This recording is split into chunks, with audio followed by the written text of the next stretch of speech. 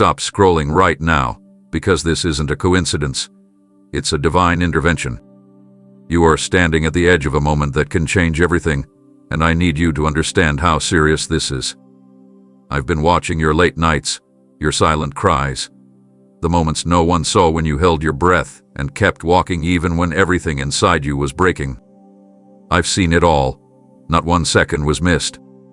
I saw when you were laughed at, when they overlooked you, when you were last in the room but first in your heart to serve. I saw when you forgave when no one knew how badly you were hurt. You think you're just surviving, but what I see is someone being set up for something massive. The kind of shift that changes not only your life but generations that come after you. I didn't bring you this far just to show you the view from the edge. I brought you here because I'm about to push open a door no one can shut. But before you step through it, you need to hear my voice. This is the kind of moment you can't afford to miss, and that's why I'm telling you, don't take another step without me. What you're about to walk into will require faith, boldness, and complete surrender. This isn't just about what you've been through. This is about where I'm taking you. And if you try to go without hearing me now, you'll miss the very thing you've been praying for. There is a blessing waiting for your obedience, and it's hanging in the balance of what you do next. That's why I need your full attention. This is not just another day. This is not just another word. This is the moment I've been preparing you for, and it's not coming with loud applause or fireworks. It's coming in this quiet pause, this divine interruption. So don't ignore this message thinking you've heard something like it before. This is personal. This is precise. And it is urgent. There is something being released in the spirit that has your name on it, and I won't let the enemy steal it through distraction or delay. I have guarded you for this very hour. I have covered you even when you didn't know what was attacking you. I have held back storms just long enough for you to hear this. You are closer than you think, and you've endured far too much to let confusion keep you from stepping into it. But you cannot step in half-aware, half-committed, half-healed. You must be all in. You must understand what you're carrying. You must know that I did not let the fire consume you because what's coming out of the fire is a version of you even hell is afraid of. You are standing at the edge, not of destruction, but of your greatest transformation. And I'm not saying this to make you feel good. I'm saying this because the moment has arrived. Everything I've whispered in your spirit, every confirmation I've sent, every delay that didn't make sense, it's all leading here. You were never forgotten. You were never abandoned. You were in preparation for the unveiling. And I need to talk to you right now, because one wrong step without me could grow out everything. So stop wondering if this is for you. Stop questioning if you're worthy. Stop doubting if you can handle it. You were made for this moment, and I've been waiting for you to realize it. I won't let you walk into what's ahead until you pause and take this in, because what I need to speak into you now is not advice. It is divine direction. You're standing between what was and what is becoming, and in this in-between space, what you decide to believe will either unlock a flood of favor or delay what has already been written for you. I know you're eager to break out, to rise, to reclaim what was lost, but haste without wisdom leads to cycles, not progress. That's why I've stopped everything around you, not to punish, not to confuse, but to redirect. There's an alignment happening in the unseen right now that demands your full awareness. You've been waiting for answers, but I've been waiting for silence, for that sacred moment when you finally tune out the noise and let me have your undivided soul. This moment is more than a response to your desperation. It is a calibration of your destiny. I need you to unlearn what fear taught you. I need you to stop looking for clues in people who can't see the vision I gave only to you. There is a precision to what I'm building in your life, and if you try to copy someone else's pattern, you'll end up missing the design I handcrafted for your unique assignment. You're not late, and you're not forgotten. You're being positioned. But that positioning requires more than movement. It requires revelation. You must recognize what's been sent to distract you and what's been placed to grow you. Stop calling delays disappointments. Some of them are doors I locked on purpose. And I did it because what you were asking for was too small compared to what I'm preparing. You've been praying for change, but I've been preparing you to become the change. And that's why what I have to say right now matters more than anything else around you. You don't need another sign. You need surrender. You don't need more strength. You need strategy. I'm not calling you to fight harder. I'm calling you to trust deeper. I know the pressure has been building. I know the silence has been loud. I know it feels like nothing is shifting. But in the background, I've been rearranging the impossible for your favor. I have been canceling plots, dismantling curses, restoring years in moments. And yet, you keep looking for me in familiar places. But I'm not showing up the way I did before. I'm revealing myself in unexpected ways, through closed doors, strange encounters, even through disappointment. I'm talking right now, but not through thunder. I'm speaking through stillness. I'm not hiding. I'm revealing. But you'll only see it when you stop chasing what I've already called you away from. This is why I needed to speak now, because if you step ahead carrying the same old weight, if you walk into this new season with yesterday's instructions, you'll end up misreading my movement. I'm not doing a repeat. I'm doing something that eyes haven't seen and ears haven't heard. That's why I've been silent. That's why I've let things slow down. That's why certain doors closed, not because I was done, but because I needed your full attention for what's next. Don't assume I'm absent when I'm being deliberate. Don't confuse pause with punishment. I'm giving you something that requires room to receive. But to carry what's coming, your hands must be emptied of what you refuse to release. Listen carefully. What's ahead is not just bigger, it's weightier. And I will not let you move forward until your spirit is ready to handle the responsibility of the next level. You've been trusted with the pain. Now I will trust you with the purpose. But only if you pause, lean in, and let these words anchor you for what's about to unfold. There are thoughts racing through your mind that are not rooted in truth, and if I do not interrupt them now, they will carry you into decisions shaped by fear rather than faith. You've been trying to discern right from wrong while your soul is carrying emotional weight it was never designed to bear alone. I see the choices you're juggling, paths that all seem urgent, voices that keep offering suggestions, pressures that feel impossible to escape. But none of them will lead you to peace if I am not the one guiding your next step. This heaviness inside you didn't come from me. That pressure to prove something, that guilt tied to past moments, that anxious stirring that keeps you second-guessing every move, that's the residue of battles you tried to fight without letting me lead. And I can't let you continue making choices from a place of weariness. When you're burdened, your vision gets blurred. You start misreading opportunities as obligations, divine pauses as failures, and correction as rejection. That's why I need to step in now, because clarity is about to become your weapon. No more indecision. No more cycles of starting and stopping. No more wasting energy on things I never asked you to carry. You've cried for wisdom, and now I'm answering, but it will not look like ease. It will look like alignment. And alignment will often feel like discomfort, because it will require you to release options that comforted your pain but compromised your purpose. I know your heart feels torn. I know you want to do the right thing. But you've been listening to every voice except mine, and it's created a storm of confusion in your spirit. I need you to silence the background and come closer. I'm not going to shout over the noise. I'll whisper until you lean in. I want to give you understanding that transcends what others have told you. I want to show you how to move without panic, how to act without approval, how to step without fear of the outcome. But I can't do that if you're still chasing clarity from external signs. You don't need another opinion. You need divine instruction. I've placed direction within your spirit, but you keep second-guessing what you already know is me. That uneasiness you felt wasn't a warning against movement. It was me calling you into rest so I could reset your internal compass. You were never meant to make kingdom choices from an exhausted place. You've been overwhelmed because you've tried to carry revelation with old reasoning. But that's not how I work. I am doing a new thing in you. and it will demand a new posture from you. No more striving to make everything make sense before you obey.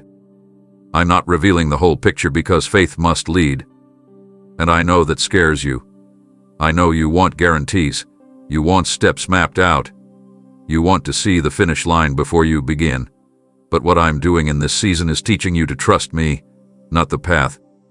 I'm removing the fog from your mind, not by answering every question, but by anchoring your heart in me. I am the clarity. I am the direction. I am the peace you've been seeking. Let go of needing everything to be certain before you move. The weight will lift when you stop leaning on your own understanding and lean into me. This is not about figuring it all out. It's about learning to follow even when the way isn't fully visible. You're not lost. You're being led. And I needed to speak this now before one more decision is made from a place of heaviness that was never yours to carry. Lift your eyes. There is a shift coming, but it starts with surrender, not strategy. You've been fighting silently, torn between what you know and what you feel, carrying internal conflict that you've hidden from everyone around you. Even in moments of stillness, your heart feels like a battlefield, desires pulling in one direction, winds pulling in another, and thoughts that contradict the truth trying to drown out the calm I offer. You smile on the outside while turbulence storms within. And I know you've tried to pretend it's not that bad. You've tried to distract yourself, overwork yourself, even numb yourself, hoping that somehow the chaos inside would resolve itself with time. But I can't allow you to keep living like this. I see through the strength you wear like armor. I know about the nights you couldn't sleep, the decisions you were too afraid to speak out loud, the emotions that overwhelmed you when no one was watching. I am not condemning you. I'm coming to restore balance where everything feels upside down. This unrest you feel wasn't meant to linger. It's been a signal, alerting you that you've been moving at a pace I never asked for, influenced by voices I didn't authorize, and driven by expectations that were never yours to meet. You've been caught between trying to be enough for others and longing to feel whole within yourself. And that friction, that daily mental weight, it's not from me. I created you for peace, not pressure, for assurance, not anxiety. But you've let doubt pitch its tent in your heart, and now you don't know what quiet feels like anymore. I want to bring order where confusion has built its home.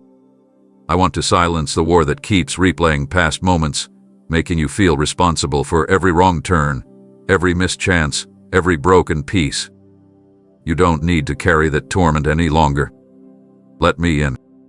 I won't force my way into the places you sealed shut, but I will wait at the door until you invite me to enter the very room you've avoided. The healing you've craved can't come from pretending the pain doesn't exist. I know you're scared of facing what's buried, but peace doesn't come by erasing your story. It comes by letting me rewrite how you see it.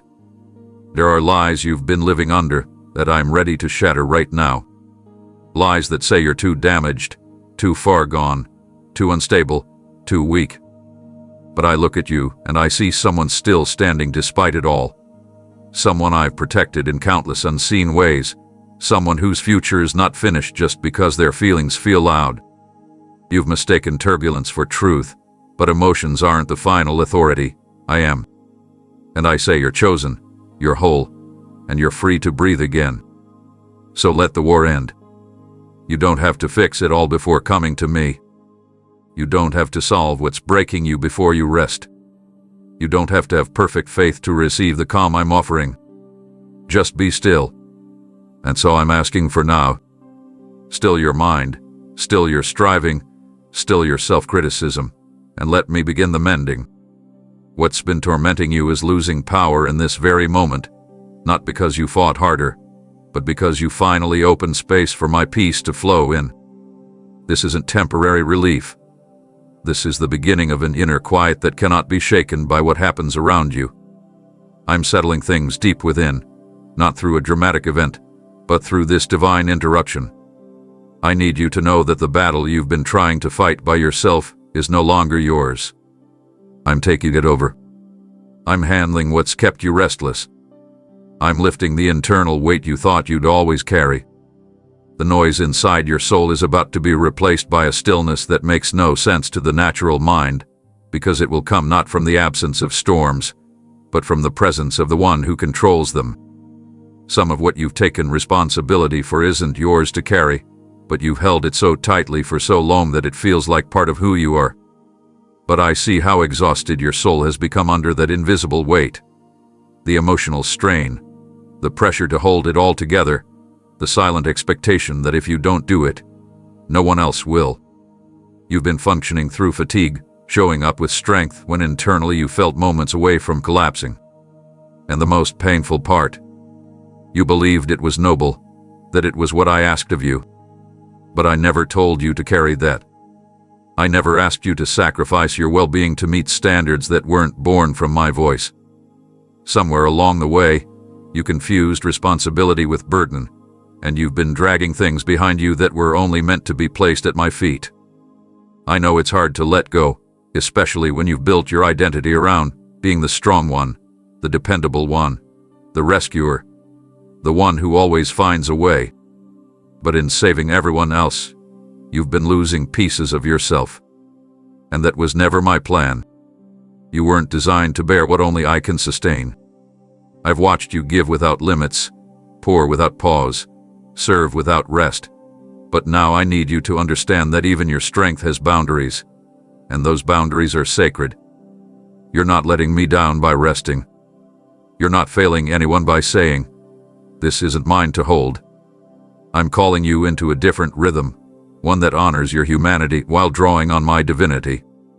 There is power in surrender, and there's glory in release.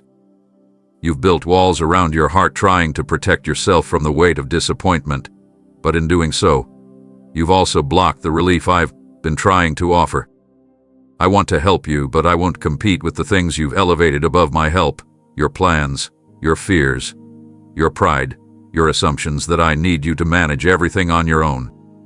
You've done all you can. You've tried every route, explored every angle, and exhausted yourself trying to control outcomes that were never yours to oversee.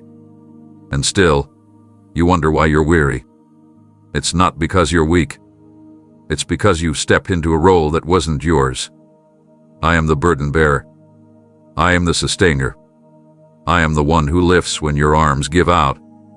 You don't have to prove anything. You don't have to earn your worth through labor. I saw your value before you ever did a thing for me. And even now, when you feel like you've dropped what mattered most, I still call you chosen, worthy, deeply loved. Lay it down. Whatever it is, that family pressure, that unspoken regret, that fear of not being enough, that weight of other people's expectations, place it in my hands. I can hold what's breaking you. I can carry what's suffocating your joy. I can take the heaviness that's been attached to your identity and break it off completely. This is not a temporary release. This is the beginning of a permanent shift. You were not meant to live crushed under the demands of the world or the heaviness of your own perfectionism. You were created to move freely in grace, not limp through life under emotional debt. This is the moment I begin freeing you, not just from responsibilities that weren't yours, but from the mindset that said you had to do it all to be loved. My love isn't earned. It's constant. My strength isn't conditional. It's available. And my peace isn't reserved for those who finish first. It's promised to those who trust me enough to stop running. Let me carry what's too heavy. Let me hold what's slipping. Let me handle what's breaking your back and bruising your spirit. You were never meant to do this alone. You've been holding it long enough. Now it's time to let me take it from here. You were closer to quitting than anyone realized, not just on your circumstances, but on the hope you tried so hard to keep alive inside. I witnessed that exact second when the strength in you nearly vanished, when your soul whispered, "I can't do this anymore," even though your lips never formed the words. You kept moving through the motions, but your spirit was dimming, and the spark you once had felt buried beneath layers of discouragement. And while no one around you noticed the shift, I did. That invisible collapse of your heart didn't go unnoticed in heaven. When you were sitting in that room, staring blankly with a mind so loud and a heart so numb. I was there. When the weight of disappointment crushed your chest and it felt like you couldn't breathe through another unanswered prayer, I wrapped my presence around you. You didn't feel me because I didn't come with fireworks. I came with stillness. I didn't rush in with thunder. I came like breath. Not because your desperation wasn't worthy of a dramatic rescue, but because what you needed most wasn't noise, it was nearness. I came close without disturbing the silence, because that's when your soul was finally quiet enough to hear me. When everything felt broken beyond repair and you questioned why I hadn't intervened sooner, I was already working in ways that could only be revealed through endurance. My grace was surrounding you like a shield when the enemy thought he had you cornered.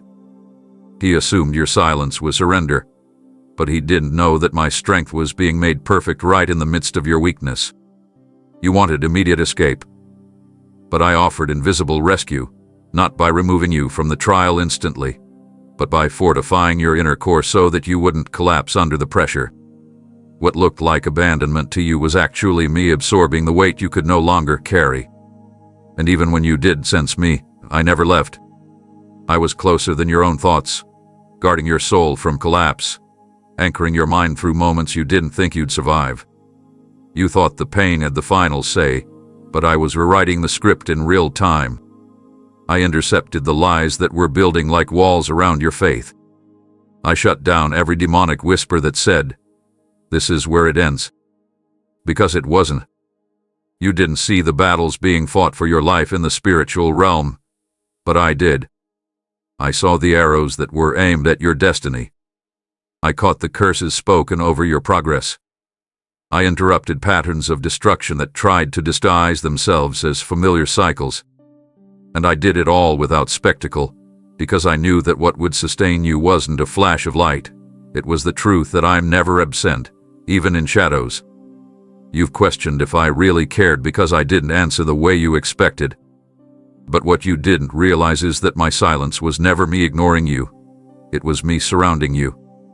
I was filling the gaps where people fell short. I was stepping into the places where encouragement was absent. And I was rebuilding your inner foundation, not with applause, but with my word, spoken directly to your core. You didn't crumble because I reinforced you. You didn't shatter because I caught the pieces. You didn't fade because I whispered strength into you when you had nothing left to offer. That moment you nearly gave up, that exact breath where defeat felt inevitable, that's where my intervention began. And now, on the other side of that unspoken collapse, I'm preparing to lift you into something far greater than anything you would have reached had you never reached that breaking point. You didn't break. You bent. You bowed. And now you rise. Not in your own might, but in the quiet confidence that comes from knowing you are held even when you feel hidden. You've been asking me for confirmation, pleading for direction, waiting for some undeniable proof to settle your decisions. But the truth is, I've already been speaking. Not through thunderclaps or flashing lights, but through moments you dismissed as ordinary. I sent clarity through conversations that echoed what I whispered in your spirit days earlier. I spoke through interruptions you called inconvenience, through delays that frustrated you, through instincts you second-guessed. I placed peace in your gut when something was right and uneasiness in your chest when something wasn't. But you kept brushing those signals aside, thinking they were your own thoughts. You keep looking up, expecting me to speak louder, but I've already written the message in the very situations you're walking through. You asked me to reveal what's next, but then ignored the discomfort I allowed to push you out of what was no longer for you. I didn't hide the truth. I embedded it in the unfolding of your daily steps. A door that wouldn't open no matter how hard you pushed. That wasn't rejection, that was redirection. That person who exited suddenly without reason. That wasn't abandonment, that was protection. The path you thought was blocked unfairly. It was me rerouting your journey before it took a toll on your soul. You didn't miss the sign, you missed its meaning. Because you keep expecting me to speak in ways that match your logic, when my ways exceed human understanding. I don't operate within your frameworks of convenience or timing. I don't shout to compete with your chaos. I move with precision, always aligning outcomes with eternal purpose, not temporary comfort. You want a voice booming from the clouds, but I've been speaking through the quiet nudges, the closed roads, the sense of release you couldn't explain, the random reminder that made you pause and think, the dream that wouldn't leave your mind. And I'll keep showing you, but I need you to start perceiving instead of merely observing. Stop waiting for everything to line up perfectly before you trust me. Sometimes I'll give you direction without explanation, not to confuse you, but to grow your discernment. I am not a distant observer watching your confusion from afar. I am an active guide, walking beside you, weaving truth into every moment you breathe. If you would slow down long enough to reflect instead of react, you'd see the evidence of my fingerprints all over your life. That cancellation you were angry about, it was a trap I removed before it could form. That disappointment you're still questioning, it was an answer to a prayer you forgot you even prayed. You've asked me to lead, but when I do, you second-guess my methods. That's why this conversation couldn't wait. Because you're at a turning point, and if you keep interpreting everything by surface logic, you'll overlook the miracle disguised in discomfort.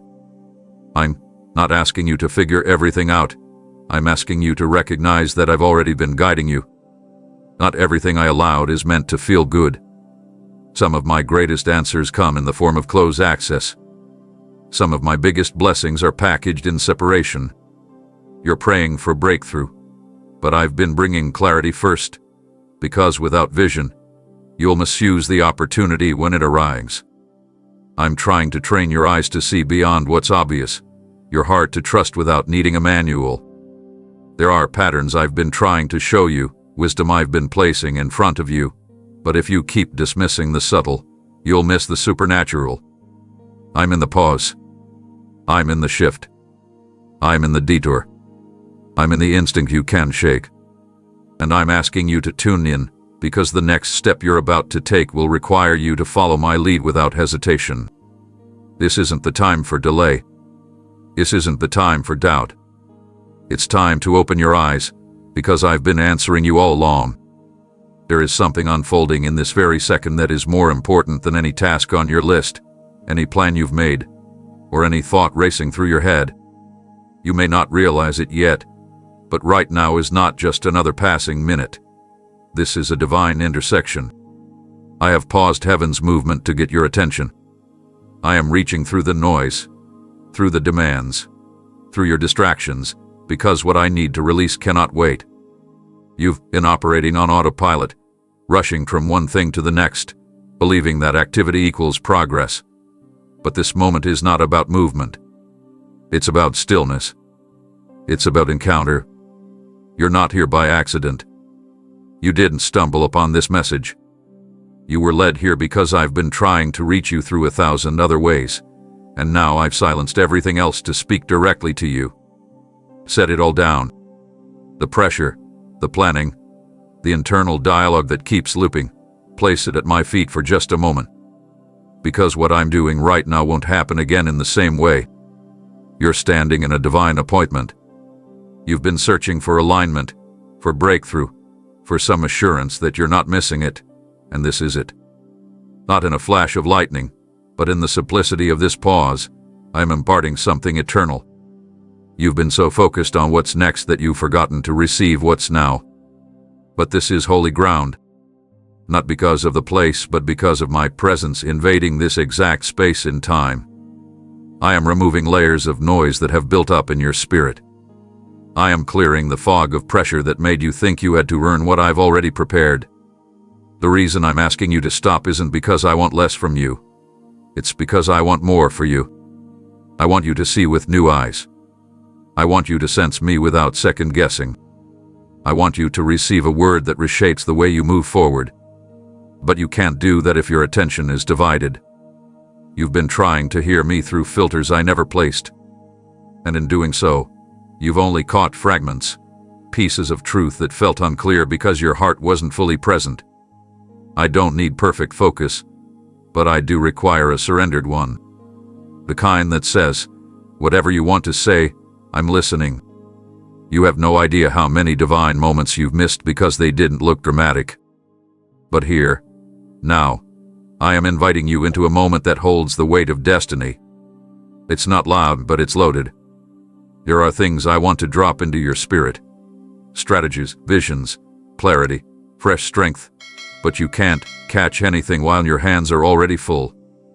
Empty yourself, even if just for a few breaths. I'm not in a hurry. I've waited for this.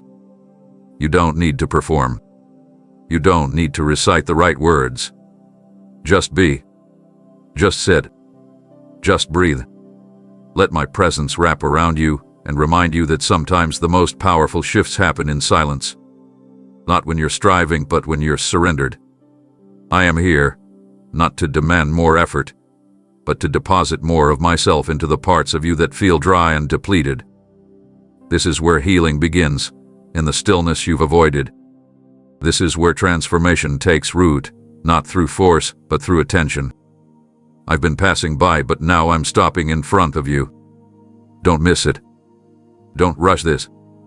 Sacred moments are rare not because I'm far, but because you rarely slow down long enough to notice when I'm near. But right now, you've paused. And because of that, I am pouring out what has been waiting for your awareness. You won't leave this moment the same, not because you tried harder, but because you finally allowed me to do what only I can do when you simply stop, open, and receive. There's a reason everything suddenly feels heavier, noisier, and more urgent. It's not a coincidence that confusion has intensified, that temptations feel stronger, that old emotions are resurfacing, that your peace seems to disappear the moment you start to move forward. That resistance isn't random. It's a targeted strategy designed to pull your focus just before I unveil what I've been preparing. You've been under pressure, not because you're doing something wrong, but because you're nearing the very shift the enemy hoped you'd never reach. You are approaching a moment that will realign your life, break spiritual blockages, and release answers that have been delayed for years. And the closer you get, the louder the chaos becomes. He's trying to bait you with distractions, not just through external interruptions, but through internal warfare. You've been battling thoughts that weren't yours to entertain. Doubts you thought you buried are whispering again. Old wounds are trying to reopen. Even familiar voices are suddenly questioning what you're building. It's not by chance. It's a scheme. If he can't destroy your purpose, he'll try to detour your process. If he can't steal your calling, he'll aim to steal your focus, because vision without clarity leads to exhaustion, and a weary soul is easy to mislead. But hear me now. Do not let the noise convince you you're off track.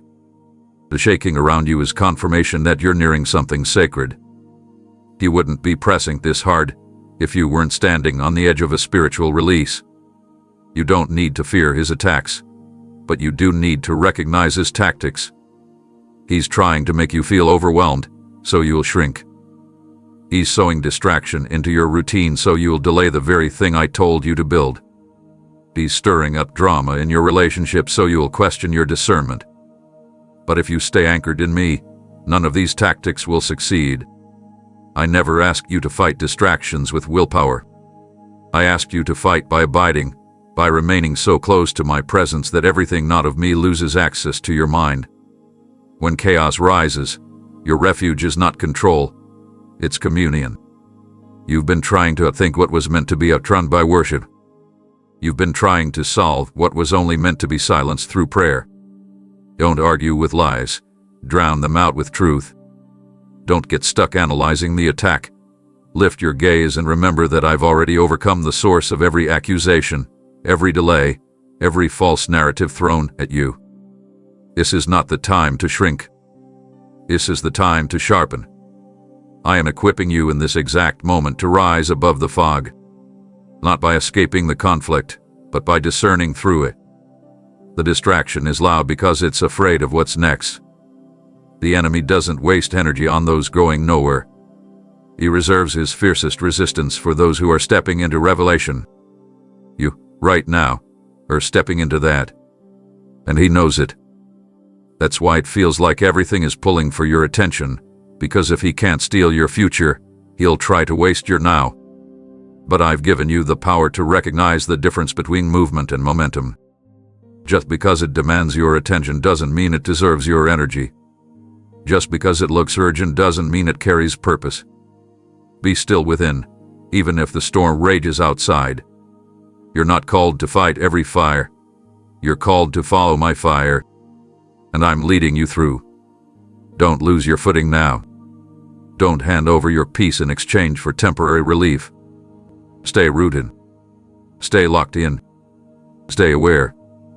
The temptation to be distracted will always increase right before destiny begins to manifest. But you don't have to fall for it. You are more focused than you think. You are more covered than you feel. You are further than you know. And the breakthrough you've been waiting on is already forming, just beyond this fog. Don't turn back. Don't slow down. Keep walking. The release is closer than the resistance wants you to believe.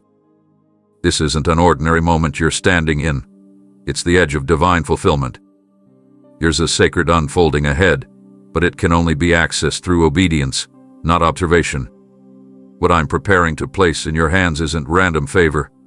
It's intentional inheritance. It's the kind of breakthrough that shifts generations, the kind of opening that comes after seasons of testing, trimming, and transformation. But for it to come fully into view, your ears must be sharper than your emotions, and your heart more attuned than your logic. You're being summoned into a realm where power doesn't come from effort, but from alignment. I'm not asking you to strive harder. I'm asking you to yield quicker.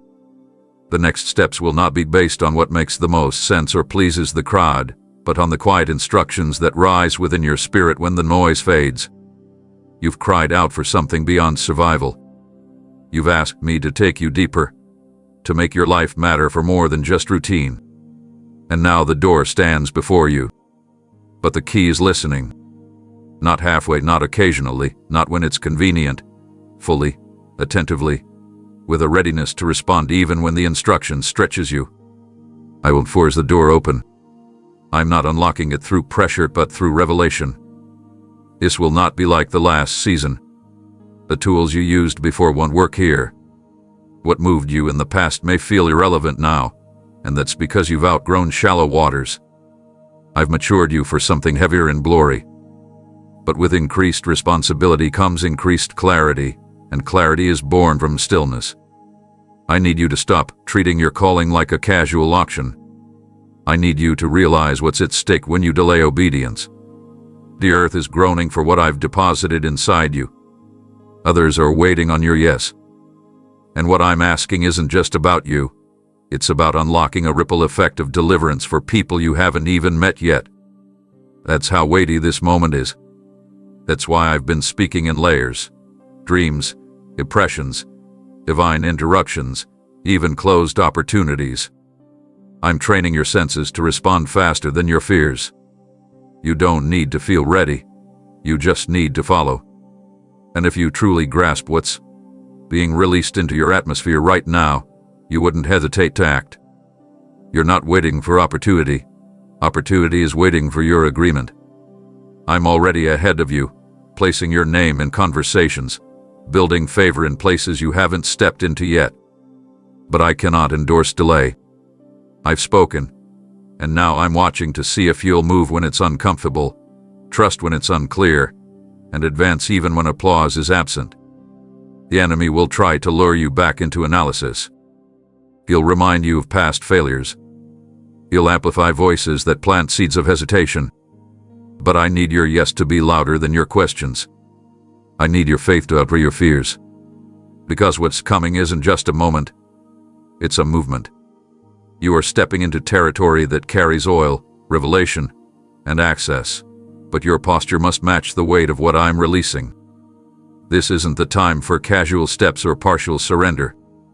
This is the time to incline your ear, to sharpen your focus, to tune your soul to my frequency. Every time you choose to pause and listen, even when everything around you demands action, you become a vessel for something beyond what human hands could build. This is how miracles begin, not in the spectacular, but in the surrendered. That whisper you've been hearing over and over. It's not your imagination. It's me drawing you into deeper waters. And the moment you obey without needing confirmation from anyone else, you'll see the power I've prepared to flow through your life. What's waiting on the other side of obedience isn't small, it's history-making. You're not about to repeat another cycle. You're about to be the first in your line to break it. But only if you listen. Only if you move when I say go. Only if you respond like you know this moment wasn't meant to pass by unnoticed. Because I'm here, right now, asking for your attention, and what comes next depends on what you do with this holy interruption. You've been exposed to so many outside voices that they've begun shaping how you see yourself, slowly replacing what I declared over your life with the noise of false identities. The world tries to define you by results, numbers, image, and performance, but that is not how I mark those I call my own. I don't measure you by your status or your success. I don't label you by your flaws or your failures. I named you long before anyone else had a chance to speak over you, and what I spoke is still active. But lately, you've allowed experiences to distort your reflection. You've allowed disappointment to speak louder than destiny.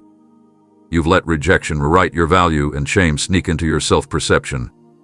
And that's why I need to speak right now, before you wear labels that don't belong to you. Before you agree with lies that feel familiar but are completely false. The version of yourself you settled for is not the one I created. You've been seeing yourself through the lens of the battles you survived, but I see you through the blueprint I formed before time began. You are not defined by how many people accept you, how much you achieve, or how little you feel. You are not weak. You are not overlooked. And you are not replaceable. You are intentional. You are chosen. You are called by name, not by accident, but by assignment. I knit you together with detail and purpose.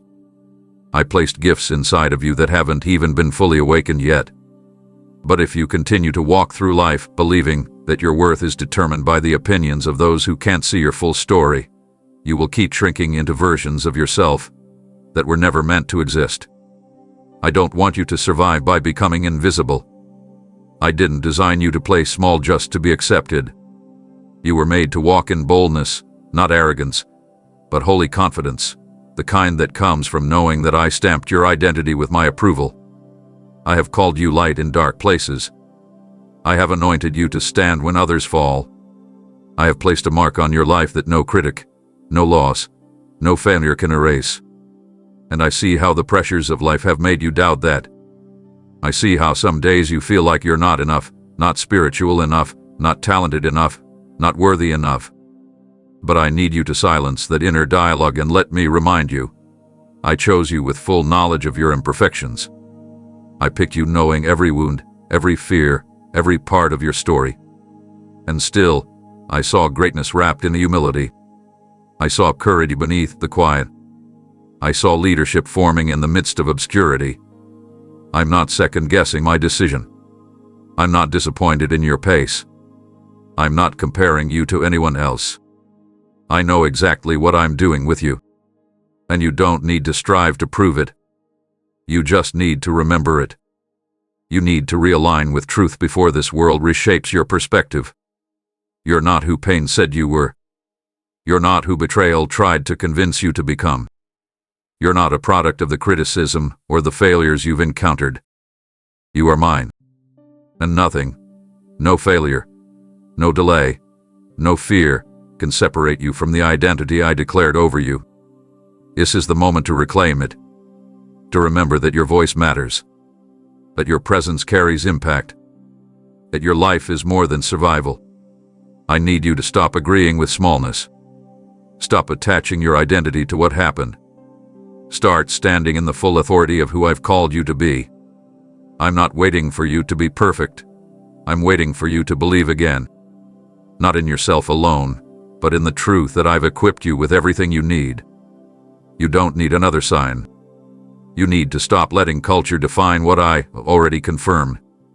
And if you would pause long enough to hear me, not the crowd, not the past, not your fear, you would see I've been reminding you all along.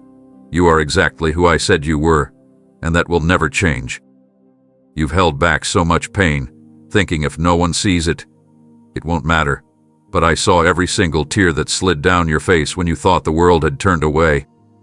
I caught the ones that never made it down your cheek because you blinked them back to appear strong. I felt the weight of every emotion you swallowed just to keep functioning, just to keep from falling apart in front of others who wouldn't understand.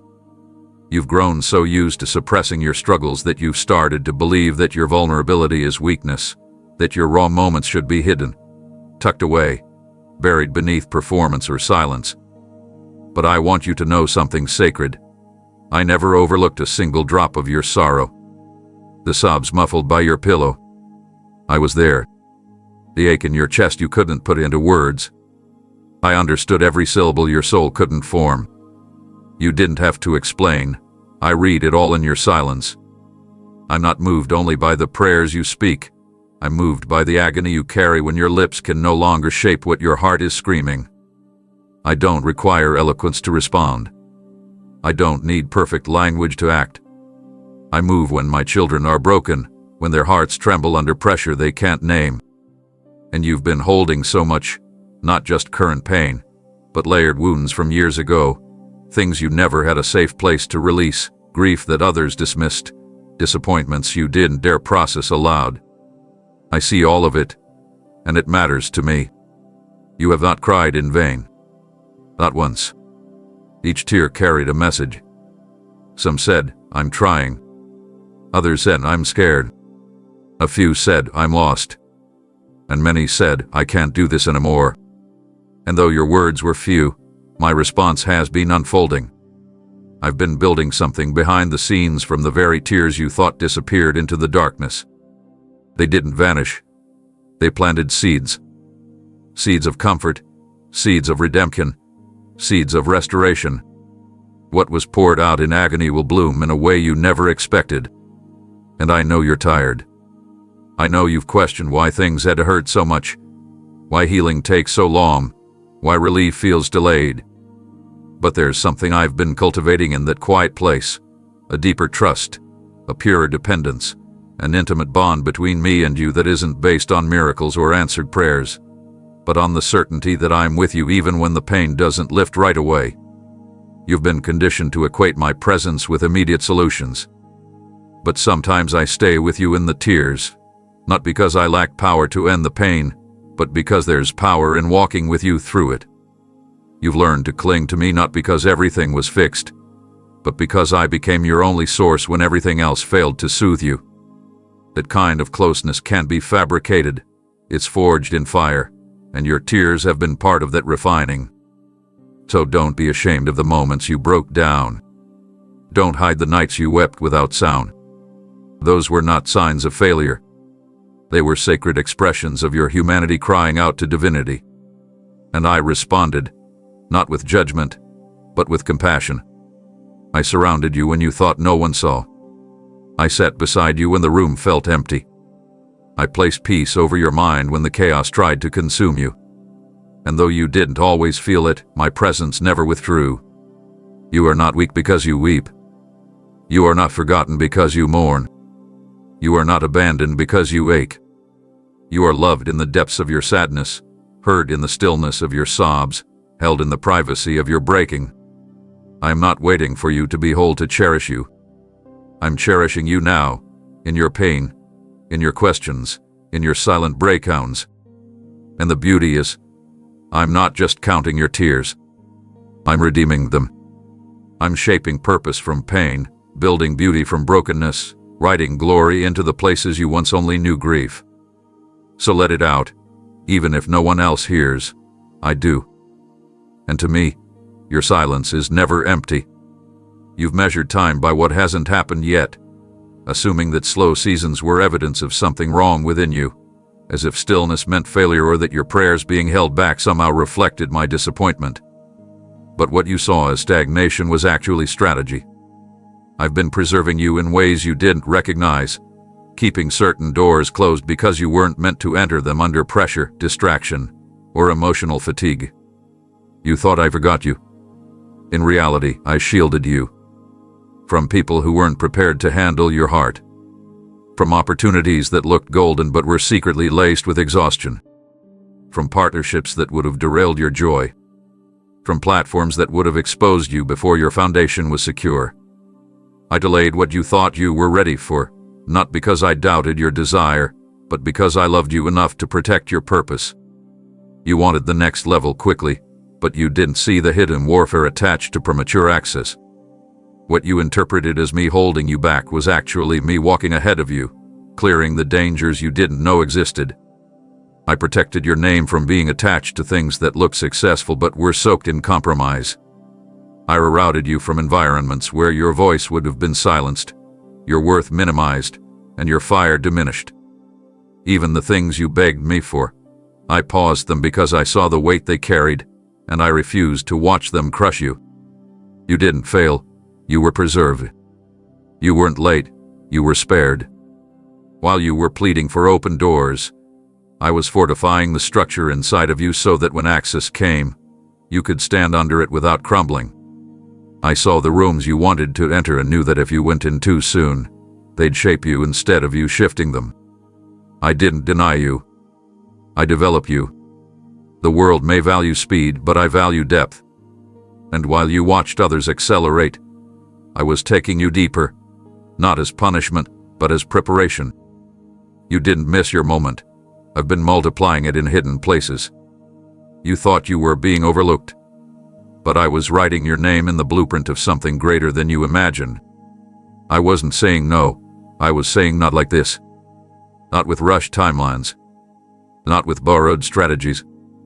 Not with a heart still healing. I needed to slow things down so you could stop running on empty. You were moving so fast trying to prove your readiness that you missed the invitation to rest in my process. And in my process, delay is never denial, it's design. I've been carefully crafting something that matches the weight of your calling. And that takes time. You don't build a foundation for a skyscraper in the same way you build one for a tent. You've been chosen for something tall, something expansive, something generational, and that requires depth before height. So instead of rushing through seasons that feel still, I'm asking you to reframe them. See the pause as my hand holding you back from harm. See the waiting as the womb of wisdom. See the slowing as sacred, not a setback. I'm not late. I'm precise. I'm not stalling. I'm stabilizing. And if you could see what I've blocked, the betrayals, the burnout, the breakdowns, you'd be on your knees thanking me for every not yet. You're stepping into a time now where what felt withheld will begin to unfold. But I need you to remember this truth. Just because it took longer doesn't mean it lost its worth. If anything, the delay made it richer, more rooted, more resilient. So don't resent what didn't arrive when you expected. Celebrate that it's arriving right on divine schedule, untouched by premature pressure, and wrapped in the covering of my perfect care. I know the silence has felt heavy, like your prayers echo into a void, like my presence has drifted into the distance, like I've turned my face away and left you to navigate the darkness alone. But I need to tell you a truth the enemy has tried hard to keep hidden. I have never stepped away. In fact, I've drawn so near to you in this hour that if you could see in the spirit, you'd be overwhelmed by how surrounded you truly are. My nearness doesn't always come with goosebumps or dramatic signs. Sometimes it feels like nothing, but it changes everything. You've mistaken the absence of noise for the absence of God, but I've been here, leaning in, closer than breath, nearer than thought. I've wrapped myself around you in rooms where fear tried to whisper lies into your soul. I've stood beside your bed at night, placing peace over your rest when anxiety wanted to keep you awake. I've walked next to you in the quiet moments where you felt unseen by everyone else.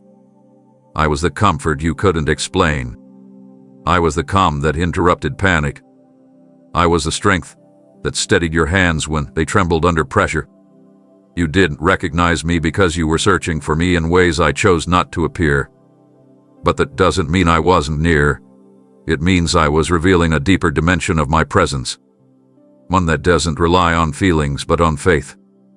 You see, if I only revealed myself through emotion, your trust would fluctuate with your mood. But I want you anchored, rooted in the truth that I am Emmanuel, not sometimes, Not on your good days, not only when you feel me, always. You thought the silence meant absence, but it was actually intimacy in disguise. I was speaking in the stillness, pouring wisdom into your spirit that bypassed your understanding. I was guiding your steps even when your eyes couldn't see the path clearly. I didn't need to announce myself because I never left. My nearness is not based on your ability to perceive it. It's based on my covenant with you. I am the God who stays. Through confusion, through grief, through detours and disappointments, I remain. Even when your heart questioned me, I remained loyal. Even when you wandered emotionally, I remained steady. I wasn't waiting for you to feel spiritual enough to earn my attention. I've had my eyes on you since the beginning. You don't have to chase me. You don't have to beg for my attention. You have it always. I see the longing in your soul, the ache that wishes for something tangible, something certain. And I'm answering that ache not with a loud display, but with the quiet assurance that I am here, fully present, fully aware, fully engaged. I know it would be easier if I showed up in the ways you expected, a clear sign, a sudden miracle, a moment of emotional intensity. But what I'm giving you now is something deeper than a temporary reassurance. I'm giving you the unshakable awareness that my presence is not performance-based. It's permanent. I'm not near just when you're strong. I'm near when you're weak, when you're questioning, when you're breaking. You've been looking for me in the fire and the wind, but I've come like a whisper. Not because I'm distant, but because I'm close enough to speak softly and still be heard. I'm not watching from a distance. I'm walking every step with you. When you sat in the silence and thought I forgot, I leaned closer. When you held in your pain because you thought no one would understand, I listened to what your mouth couldn't say. And now, even in this moment, I am standing right beside you, not waiting for you to climb out of the fog, but walking through it with you. I haven't changed a position. I haven't moved away. I've only moved closer. And if you quiet the voices of fear long enough, you'll sense it, that steady, gentle presence that doesn't shout but stays. That's me. I'm here. And I'm not going anywhere. You may have thought you stumbled into this moment by chance, maybe scrolling without direction or searching for something you couldn't quite name. But none of this is accidental. I orchestrated this encounter long before you realized you needed it. I set this appointment in motion because I saw what was coming, the pressure that's been building, the questions weighing on your mind, the quiet unraveling of your hope beneath a strong exterior. You didn't cry for help with words, but your spirit did. And I responded. I didn't wait for you to break completely before stepping in. I came while you still had just enough strength to hear me, to make a decision that would change everything. What you feel right now is not emotion. It's intervention. It's me reaching into the deepest places where things have been ignored too long. I came to pull you out before the pressure swallowed you whole. You've been functioning well on the outside, but inside, something's been fraying. The loneliness, the weight of responsibilities, the overwhelming expectations, you've been carrying them quietly, waiting for a sign, hoping for a shift, not realizing that I've been planning your rescue all along. I didn't come with sirens or spectacle. I came with a word, because one whisper from me can do what 1,000 efforts cannot. This isn't just encouragement. This is lifeline. I'm not here to motivate you for another day of survival. I'm here to realign you for purpose. I'm here to interrupt the spiral before it becomes a stronghold. I'm here to silence every lie that's been speaking to your mind, convincing you you're too far gone, too stuck, too tired, too broken. You are not. You are not late. You are not forgotten. You are not invisible to me. In fact, I've been watching closely, more intimately than you realize.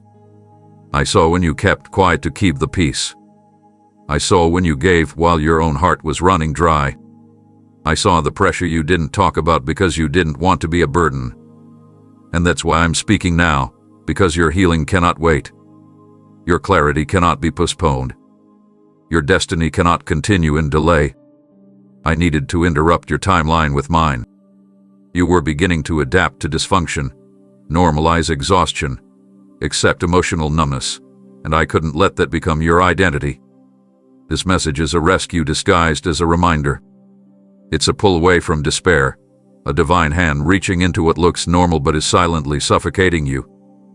I want you to feel again, not just pain but joy. I want you to dream again, not just vague hopes but clear vision. I want you to live again, not in survival mode, but in purpose. That's why I set this moment apart. That's why your heart is responding even before your mind catches up. Because your soul recognizes what your reasoning has forgotten, that I still come for the one who feels lost even in the crowd. That I still speak directly when the world offers nothing but noise. That I still deliver healing in the form of presence, not pressure.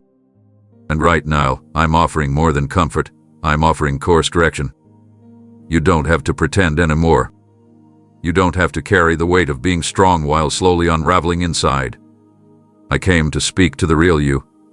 The one beneath the role, beneath the routine, beneath the mask. And I came with no judgment, no rush, just truth.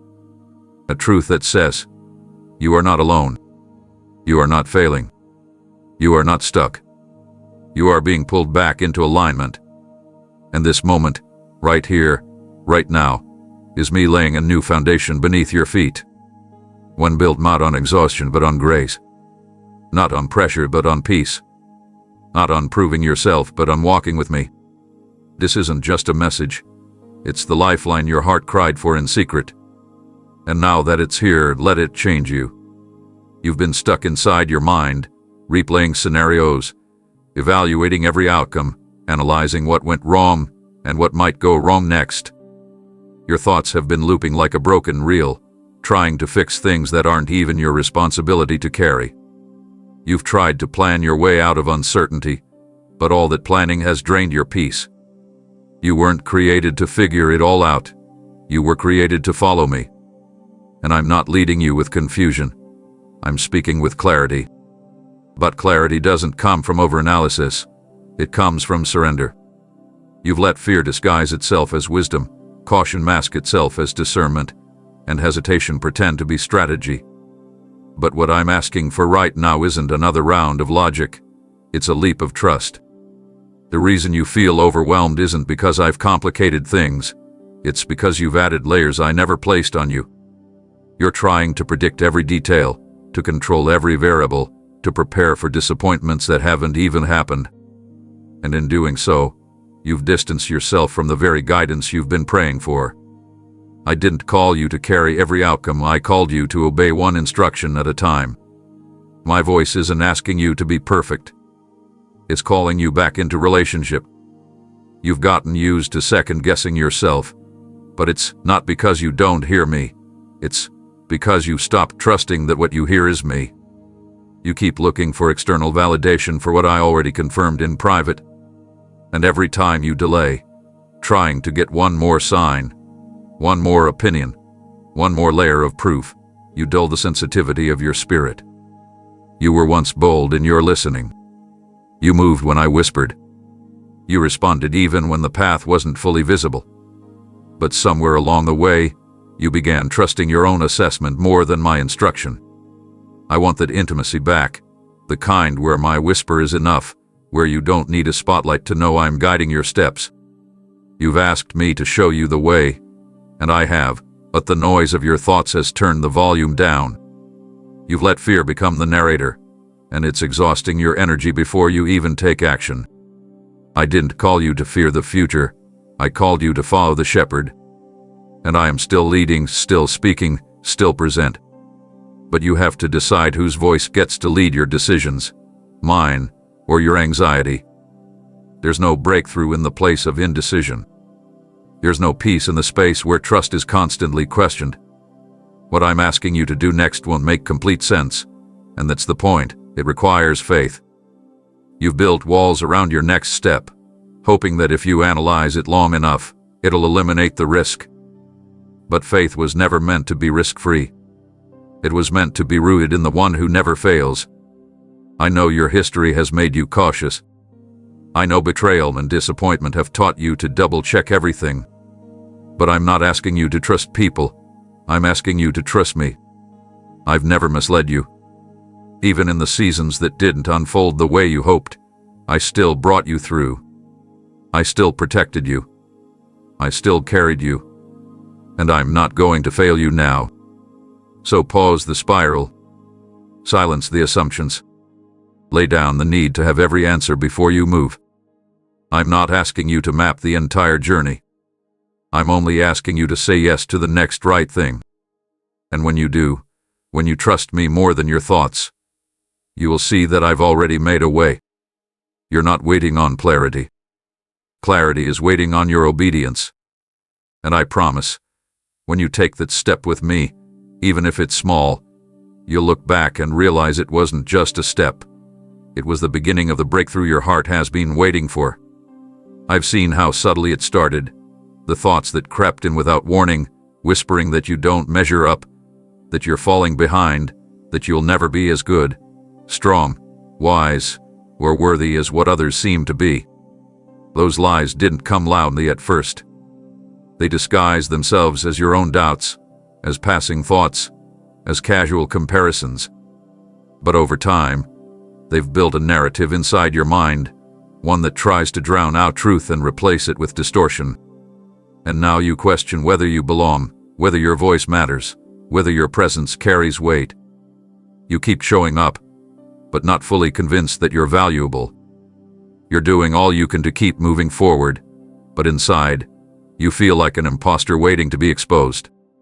And I need to confront that voice right now, not with another motivational phrase, but with truth that cuts deeper than deception. That voice does not come from me. I don't speak in shame. I don't lead with guilt. I don't motivate through fear. That internal echo that keeps reminding you of your mistakes, your flaws, your missed chances. It's not the sound of conviction. It's the residue of past battles you thought you had escaped. You see, the enemy knows he can't remove my purpose from your life, so instead, he tries to convince you that you're not qualified to carry it. He doesn't need to destroy you if he can get you to disqualify yourself. And that's exactly what you've been tempted to do, to shrink, to hide, to silence your gifts, to downplay your worth. But let me remind you of something sacred. You were never chosen because of your perfection. You were chosen because I saw the purity of your desire even in the midst of your imperfection.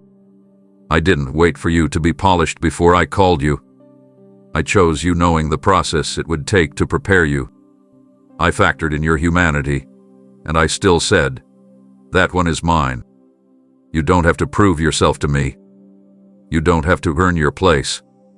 I'm not comparing you to anyone else.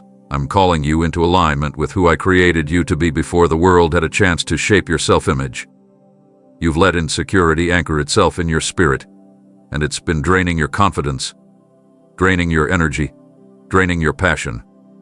But I didn't create you to walk with your head down and your heart unsure. I created you to move in quiet strength, to rise with courage even in uncertainty, to speak with clarity born not from performance, but from intimacy with me. You are more than what you fear. You are more than what you lack. You are more than the labels others tried to attach to your life. And right now, I need you to see yourself through the eyes of the one who formed you. You were handcrafted, not mass-produced. You were assigned, not overlooked. You were appointed, not random.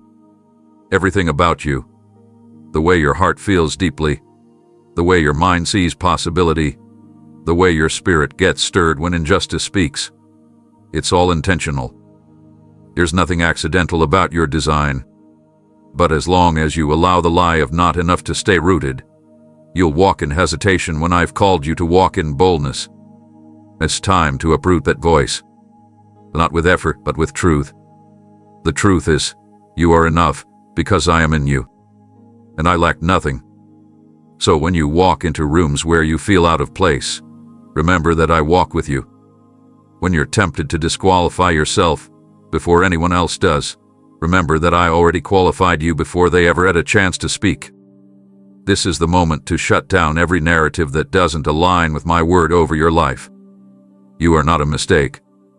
You are not too late. You are not too small. You are mine, fully known, fully loved, fully seen. And that's more than enough. What you've been walking through may have felt like a consequence, like a response to something you did wrong, like life handing you disappointment in return for your effort. But I need you to know that this is not retribution. This is refinement. I haven't been withholding joy or success or peace from you as some kind of sentence. I've been shaping you through seasons of stretching so that when the door opens, your character is strong enough to carry the blessing. You've been looking at the pressure as a sign that something is broken, but it's actually proof that something powerful is forming. I don't waste pain. I don't allow suffering just to watch you struggle. Everything I permit in your life has purpose behind it, and even what you can't yet understand is building something eternal.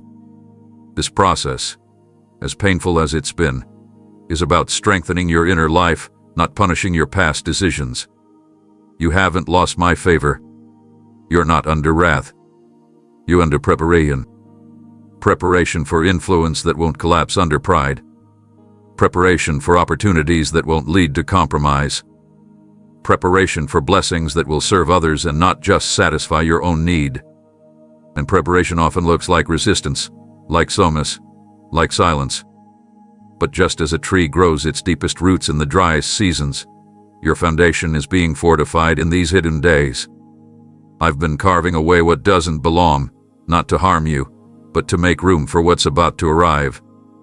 I've removed people, situations, options, not because I was stripping you down, but because I was clearing the clutter. You asked for more, but you didn't know what more would demand from your soul. You prayed for growth, not realizing that growth requires pruning. You asked for elevation, not realizing that rising without anchoring leads to collapse. So I answered your prayers not with immediate release, but with deep process. And I know it's been confusing. I know you've questioned why others seem to move forward while you feel stuck in place. But don't let appearance fool you. What looks like delay is divine investment. What seems like stagnation is sacred stillness, where I'm building depth, patience, resilience, endurance. These are not light things. These are the very traits that sustain people when applause fades, when storms come, when choices must be made with integrity. I am not preparing you for a moment. I'm preparing you for legacy. That's why I've allowed the stretching. That's why I've permitted discomfort. That's why I've stayed quiet at times, not to distance myself from you, but to grow your discernment, to train your sensitivity, to teach you how to move by trust rather than visible outcomes. You haven't failed. You've been refined. You're not behind. You're being built. And everything that has felt like loss is about to be revealed as gain. The tears, the endurance, the crushing, they've been producing something weighty in your life. A depth that shallow comfort could never create. A strength that surface-level peace could never form. You are being molded into a vessel that can carry power without arrogance, influence without compromise, purpose without burnout. You're not being punished. You're being called higher. And sometimes the climb looks like isolation. Sometimes the training ground is private. But what I birth in the hidden places, I will reveal in my perfect time. And when I do, it will make sense. Not because the pain disappears, but because you'll see what it produced. You'll recognize that nothing was wasted.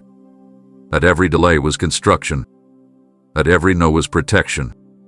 That every trial was preparation for a release bigger than what you thought you were waiting for. You don't need to dread this season. You need to discern it. Because once you realize what I'm really doing, you won't curse the process. You'll lean into it. And when the time comes, you'll walk out of it not bitter, but built. Not empty, but equipped. And it will be clear to everyone around you that what they thought was a setback was actually sacred preparation in progress. There's a part of your story you try to move past quickly, a wound that still stings when you brush up against its memory. Maybe it was a betrayal you didn't see coming, the failure that broke more than your plans, the season where it felt like your heart was shattered into more pieces than you knew how to hold. You've tried to bury it, hoping time would erase the ache. But I've never ignored that part of you. I was there in the moment it happened. I was present when the people you trusted walked away. I was near when the news left you speechless. And I never turned away from your pain. I entered it with you. But now I need you to hear this clearly. That very pain, the one you thought disqualified you, is what I'm preparing to raise you through. I never waste a straw. I don't overlook the cracks. I work through them. The places that broke you are becoming the very platforms through which I will pour healing, wisdom, and insight into the lives of others. You think you're disfigured by disappointment, but I see design in the breaking. You've gained eyes that see deeper, ears that hear clearer, and a heart that carries empathy others can't fake. That wound has softened your soul in ways that pride never could. It's taught you to listen differently, to discern more sharply, to value things the world overlooks. And while others skip steps chasing recognition, you were in the furnace learning how to endure, how to depend on me when nothing made sense. You were developing muscle, not physical but spiritual, the kind that doesn't come through ease but through pressing. I'm not asking you to relive the pain. I'm asking you to recognize its purpose. You survived what others didn't. You've healed in places where you thought you'd never feel whole again. That's not a coincidence. That's my hand. That's grace. And now, I'm turning what you thought was a setback into a signal. A signal that your story is not over. It's about to shift. A signal that the area that once brought tears is about to birth testimony. I'm not minimizing what happened to you. I'm magnifying what I'm about to do with it. Your deepest agony is becoming the doorway for someone else's deliverance. The very thing that nearly broke you will be the key that unlocks breakthrough for others. Not because it was good, but because I'm good, and I redeem everything surrendered to me. Don't think you have to pretend it didn't happen. I'm not calling you to be a cover-up. I'm calling you to be a vessel. There's a reason you made it through while others didn't. There's a reason you held on when everything screamed at you to quit. It's because there's oil on your life that can't be explained by talent or experience. It came from the crushing, from the empty nights, from the prayers you whispered through tears, from the silence you endured with faith. You thought it was just survival, but I was shaping legacy. And now, I'm positioning you for release. I'm opening doors not because of how strong you were, but because of how surrendered you became. I saw your faith in the fire, and now the fire is becoming the fuel. This next season isn't about proving yourself. It's about walking in the power that pain forged in you. You're not stepping out as a victim. You're stepping forward as a vessel. A vessel I've cleansed, healed, and filled with something no platform or title can offer, the authority of experience. When you speak now, chains will break. When you move, atmospheres will shift. Not because you're perfect, but because you've been through the valley and didn't lose your praise. You've seen loss and kept believing. You've carried grief and still kept worshiping. That's what I'm building on. That's what I'm elevating. So don't despise the place that hurt you. It's the very ground I'm raising you from. There's been a distance forming, not because I stepped away, but because you slowly started building walls around your pain, hoping they would protect you. But those walls didn't protect. They isolated. And now you're walking through your days with a heart too heavy to speak, thoughts too tangled to express, and emotions you've tucked deep beneath your surface just to make it through another day. You've told yourself, "I'll be fine," so many times that you've forgotten what real peace feels like. You've numbed yourself just enough to function, just enough to smile when people ask how you're doing, just enough to get through conversations without unraveling. But I know better. I see behind your quiet. I hear the tension in your silence. I feel the weight pressing against your soul, the part you've hidden even from yourself. You've been surviving in a shell, hoping no one notices the fracture beneath the surface. And you've convinced yourself I wouldn't understand. Or worse, that I wouldn't respond. But that's why I'm stepping in now. Because I can't let you live cut off from the very comfort your soul needs. You weren't created to suffer in silence. You were made to abide, to lean, to speak, to release the pain into the arms that never grow tired of holding you. You've been whispering prayers without expectation, afraid to believe I'll answer, afraid to be disappointed again. But I never stopped listening. I never tuned out your unspoken groans. I heard the cries behind your stillness. I saw the tension in your shoulders, the way you avoid certain memories, the way your energy vanishes when no one's around to witness it. And I've waited, not because I was ignoring you, but because I was giving you time to come out of hiding. But now, I can't wait any longer. You've been carrying too much alone. The silence that once felt safe has become a prison. And I didn't create you to live imprisoned by your pain.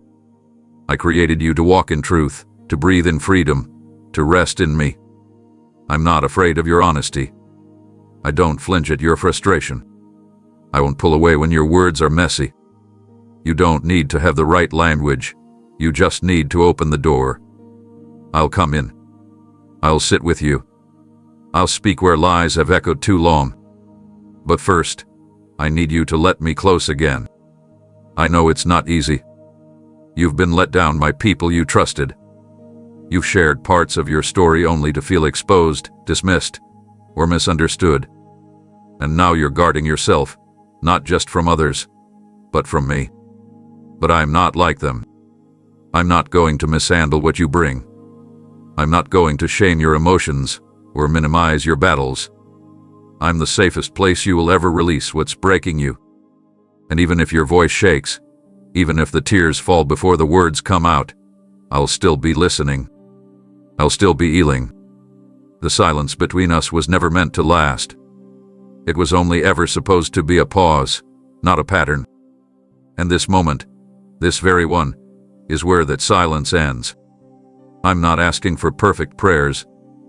I'm not asking for polished phrases. I'm asking for presence. Yours. I'm asking for the courage to be real again. To tell me the things you stopped saying. To trust me with the parts you buried. You don't have to do this alone anymore. You never had to. And now, I'm reaching through the quiet, not just to comfort, but to restore the connection. This is the beginning of a new dialogue, not one-sided, not occasional, but constant. Daily. Breath by breath. I want to be involved again, not just in your pain, but in your healing. I'm ready to speak where there's been silence. I'm ready to rebuild where you thought things were too broken. So talk to me, not later, not tomorrow, but now. I'm here. I'm listening. And I've never been more ready to respond. You've been consistent in places where applause never followed. You've shown up for people who never thanked you, sacrificed your energy for moments that no one celebrated, and kept standing in faith when the ground beneath you felt shaky. You didn't do it for recognition. You did it because something deep inside you knew it was right. And I noticed. When others overlooked your commitment, I was watching every act of quiet obedience. I counted every time you chose integrity over convenience, every time you stayed when it would have been easier to walk away, every time you held your tongue when your heart was breaking. Don't think for a moment that your faithfulness was wasted. Heaven took notice. You honored me when you had nothing to gain and everything to lose. That's what separates you. That's what makes your life so precious to me. While many chase moments that impress crowds, you chased my presence in solitude. While others sought platforms, you sought purpose.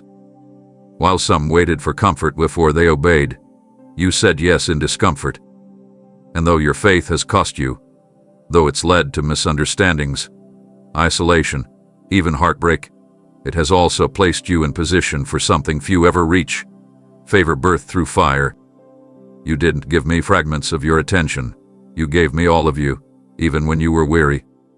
And I want you to hear this. Your loyalty has not gone unnoticed, and it will not go unrewarded. I've been storing up every unseen moment like treasure, not because I needed you to earn my love, but because I take delight in honoring those who honor me when no one else is watching. I saw the nights you stayed up praying for others, The days you kept showing kindness to people who returned only criticism, the countless times you gave when you had barely enough for yourself. I saw the way you served, not because you had to, but because your heart longed to reflect mine. You've proven yourself not through perfection, but through perseverance. And now, I'm preparing to reveal just how deeply I value that kind of heart. You see, the world rewards performance, but I reward the heart. And your heart hath been steadfast, not without tears, not without moments of doubt, but steadfast nonetheless. You've walked with me not just when things were going well, but when everything felt uncertain. And still, you chose me. Still, you lifted your eyes. Still, you believed I was good. That kind of loyalty cannot be manufactured. It comes from a love that's been refined through seasons of silence and surrender.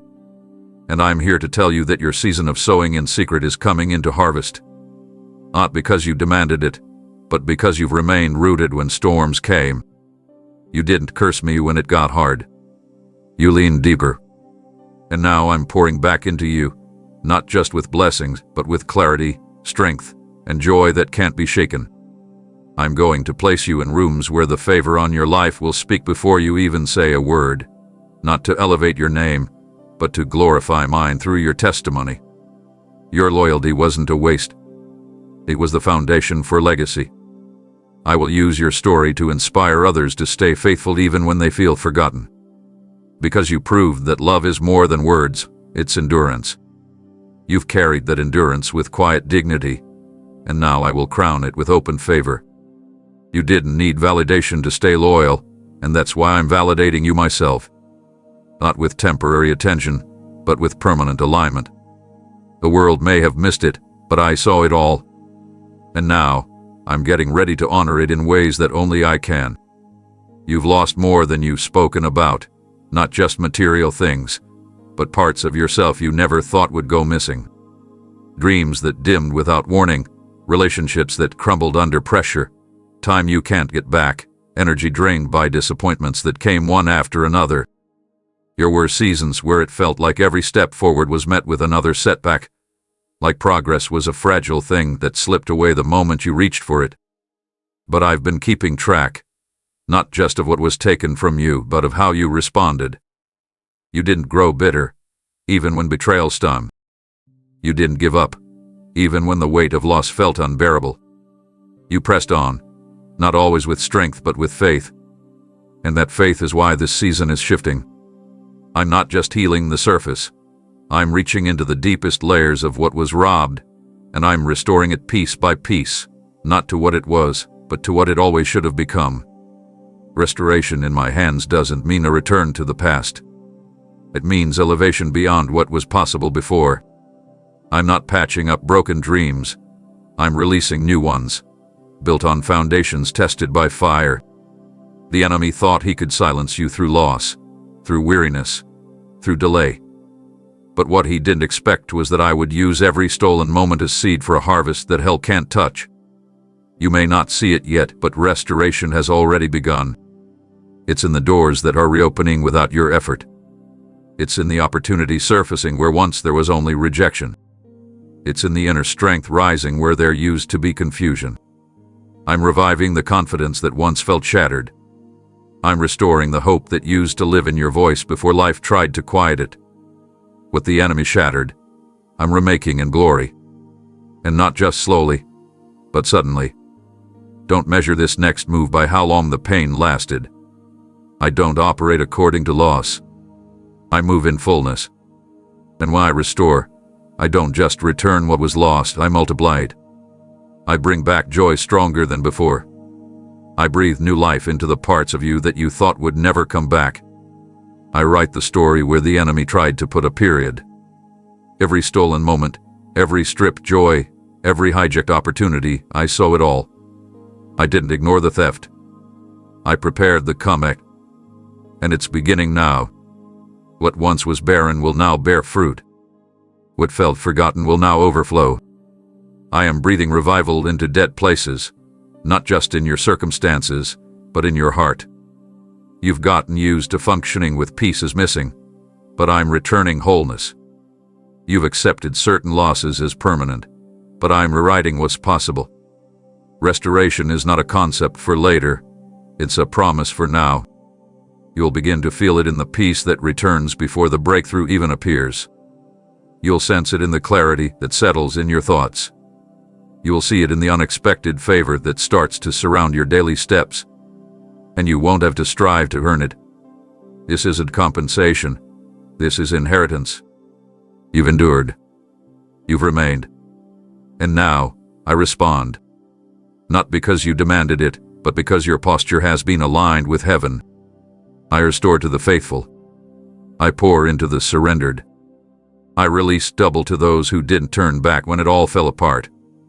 Get ready. What you thought was gone forever is being reimagined by my hand. The tables are turning, and everything that once mocked your hope will witness your elevation. I restore in fullness. I restore in favor. And I restore in ways that bring glory to me and healing to you. So don't be surprised when it starts happening quickly. You waited long, but I move swiftly. And now is the moment I've chosen to bring it all back, pressed down, shaken together, and overflowing, just for you.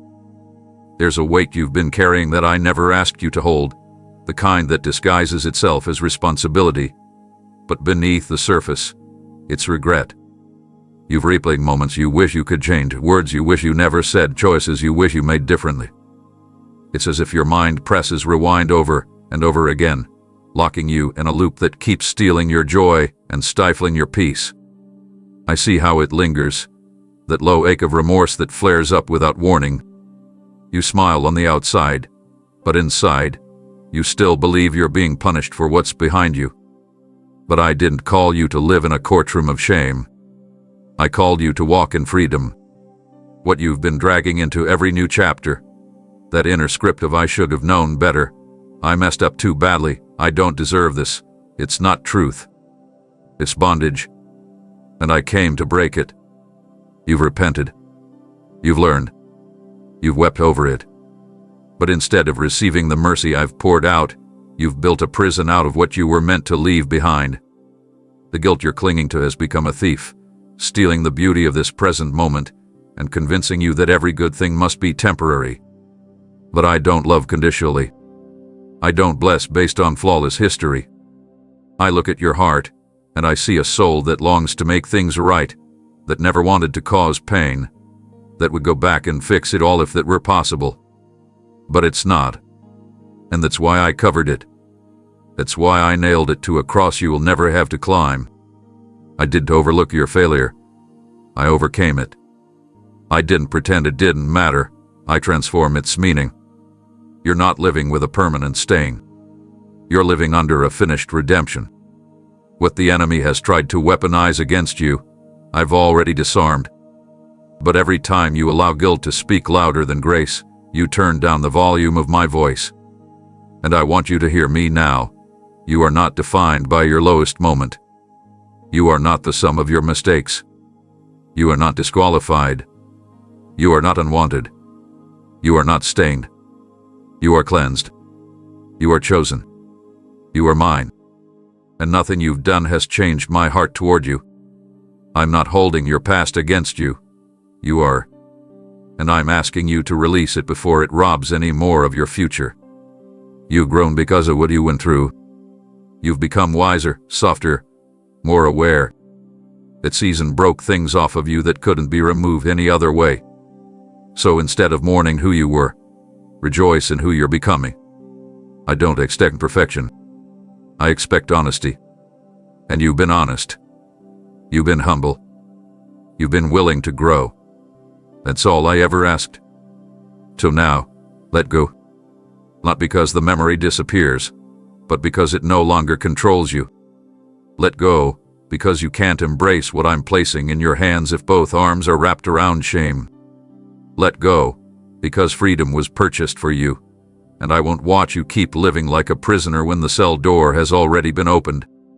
Walk out of that guilt. Step into the sunlight of my love. Let the weight fall, not just from your shoulders, but from your mind. You don't owe me penance. You owe me your trust. Trust that I meant it when I said forgiven. Trust that I'm not keeping score. Trust that the cross wasn't partial, it was complete. This is not your punishment. This is your permission to begin again, fully, freely, without the constant echo of not good enough hanging over your head. You punish yourself long enough, and now let me restore you with truth. You are not who you were, and you never will be again. You've been holding on so tightly to people, places, opportunities, identities, convinced that if you let go, you'll fall apart or miss your only chance at peace. I see the way your hands have clenched around what once gave you a sense of comfort or control, and how fear has disguised itself as wisdom, whispering that if you release what's familiar, you'll end up empty. But I need to show you something deeper. You're not protecting your future by clinging to the past. You're delaying what I'm preparing to place in your hands. I never meant for your security to come from what you could manage. I meant for it to come from trust in what I'm building beyond your sight. You've been bracing for loss, watching things shift, sensing people pulling away, feeling doors close, and instead of resting in me, you've been scrambling to hold it all together. But not everything that's leaving your life is being stolen. Some things are being cleared. Some things are being removed with precision, not as punishment but as preparation. I don't take from you to diminish your life. I remove what can no longer remain to make room for what's better, deeper, stronger, and more aligned with your next season. You've mistaken transition for tragedy. But transition, while uncomfortable, is holy. It's the hallway between what you've known and what I've destined. I know it's scary. I know uncertainty feels like a storm. But I am not asking you to leap blindly. I'm asking you to trust me with the process. If you knew what I've been orchestrating on your behalf, you wouldn't weep over what you think is slipping away. You'd rejoice in knowing that divine exchange is already in motion. I'm replacing false stability with real substance.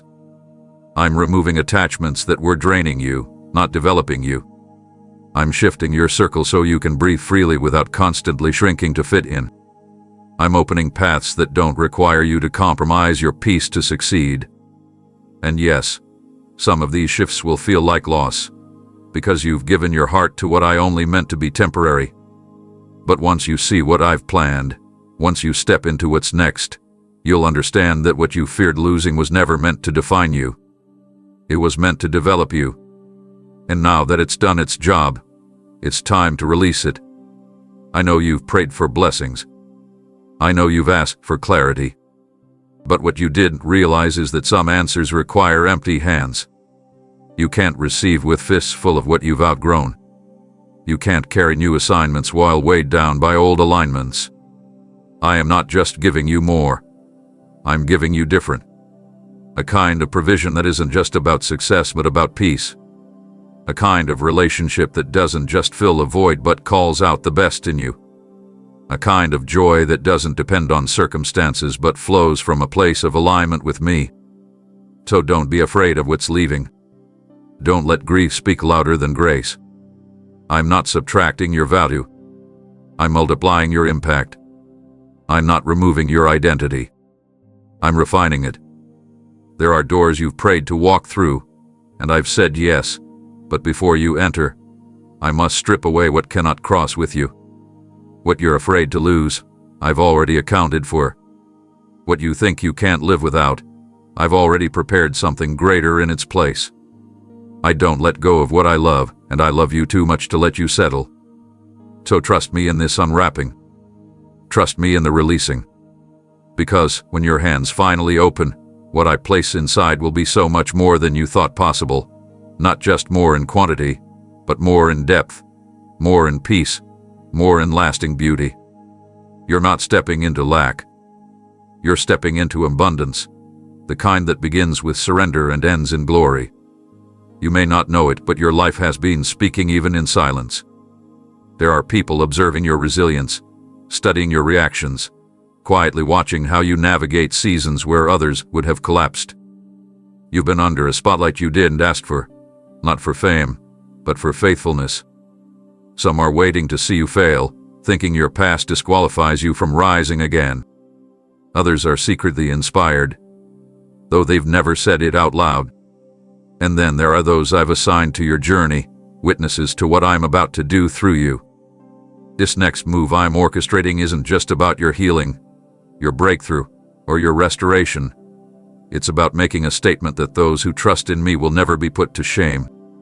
I'm about to make an example of my goodness through your life, not to elevate you above others, but to prove that I never abandon those who stay close, even when they are bleeding.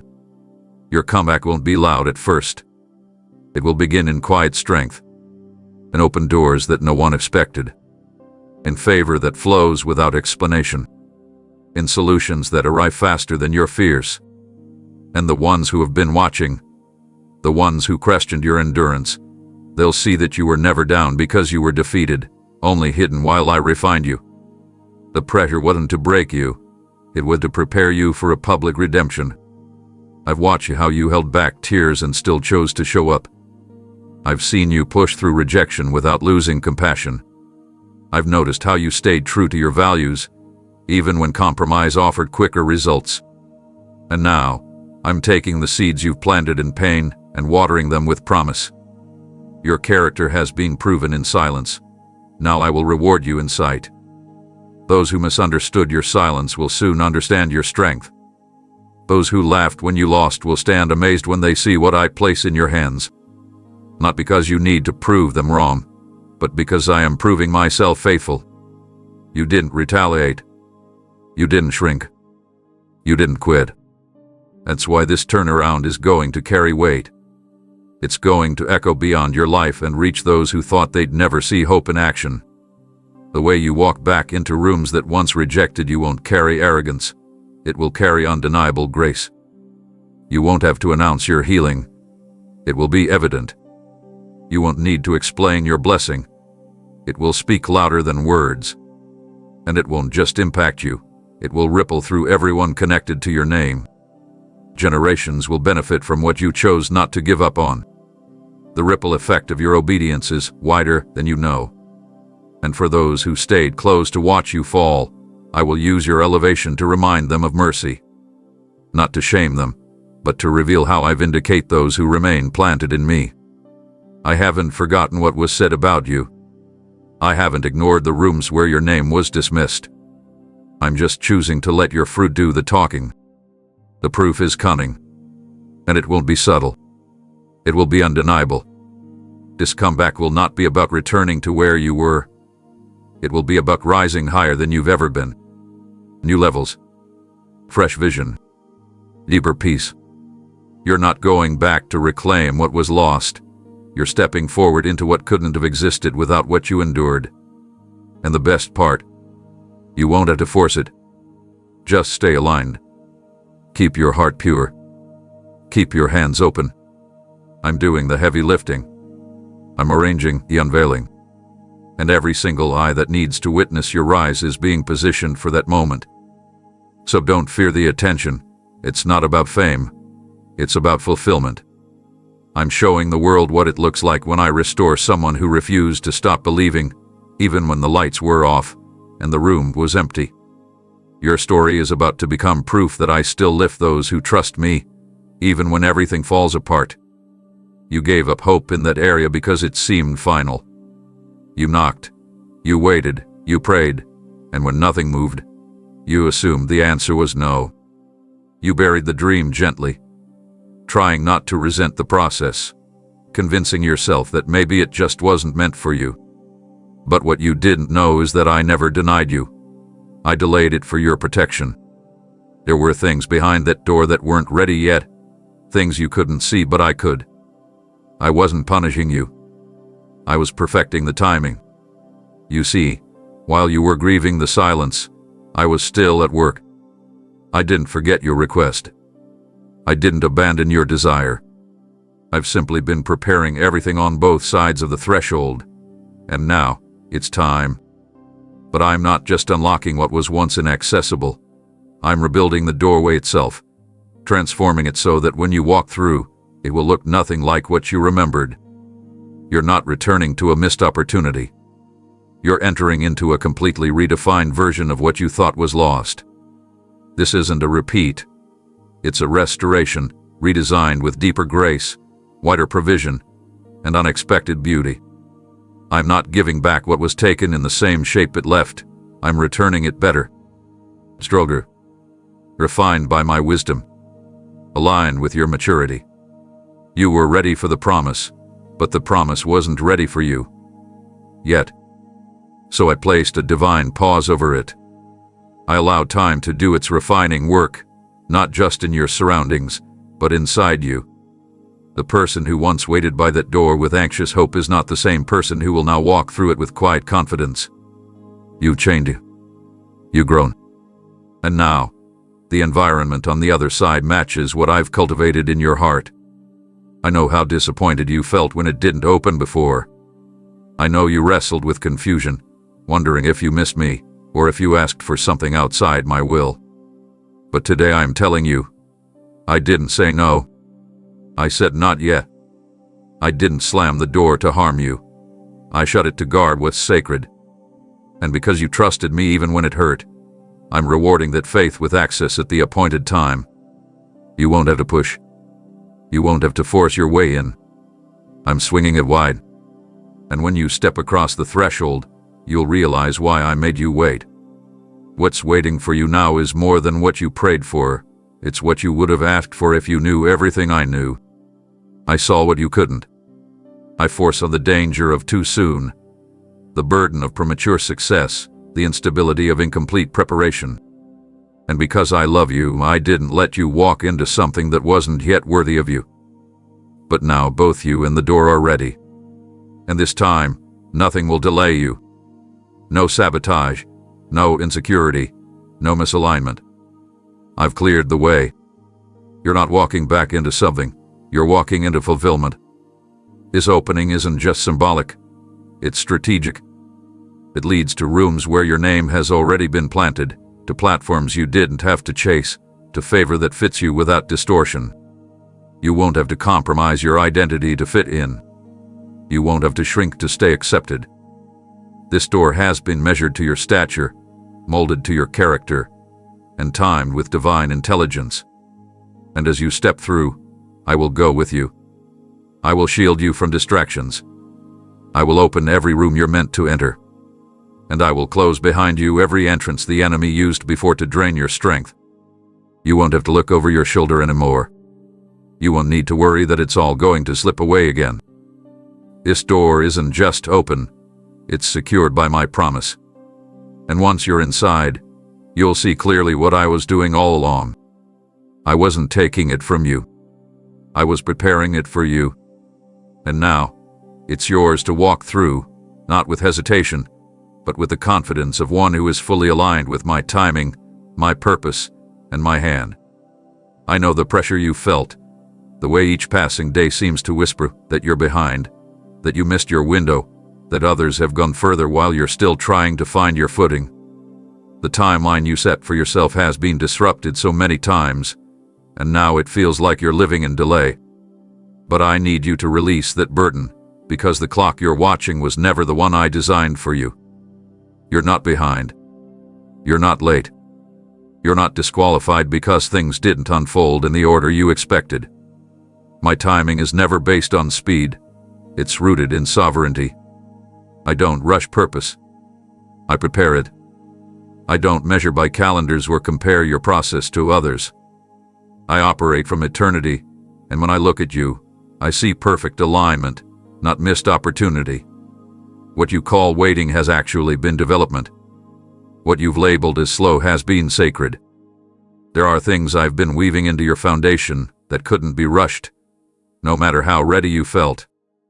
You've seen people rise quickly, but what you haven't seen is what happens when a structure is built without depth. I never wanted that for you. I've been anchoring you deeper so you could stand taller, so when your moment comes, you won't crumble under the weight of it. Time isn't slipping away from you. It's catching up to the version of you that's finally ready to carry what you once only dreamed of. I've been protecting your process, not prolonging your pain. Every delay you've wrestled with, every season that seemed to stall your momentum, They weren't setbacks. They were divine pauses, filled with unseen movement. While you waited for external change, I was transforming the internal. While you looked at closed doors, I was constructing new ones. While you mourned what didn't happen, I was redirecting you toward what will. And when it happens, and it will, you'll look back and realize the pace was never the problem. It was my way of preserving your peace, shielding your heart, and shaping your endurance. You were never meant to live by the pressure of society's milestones. You're not a statistic.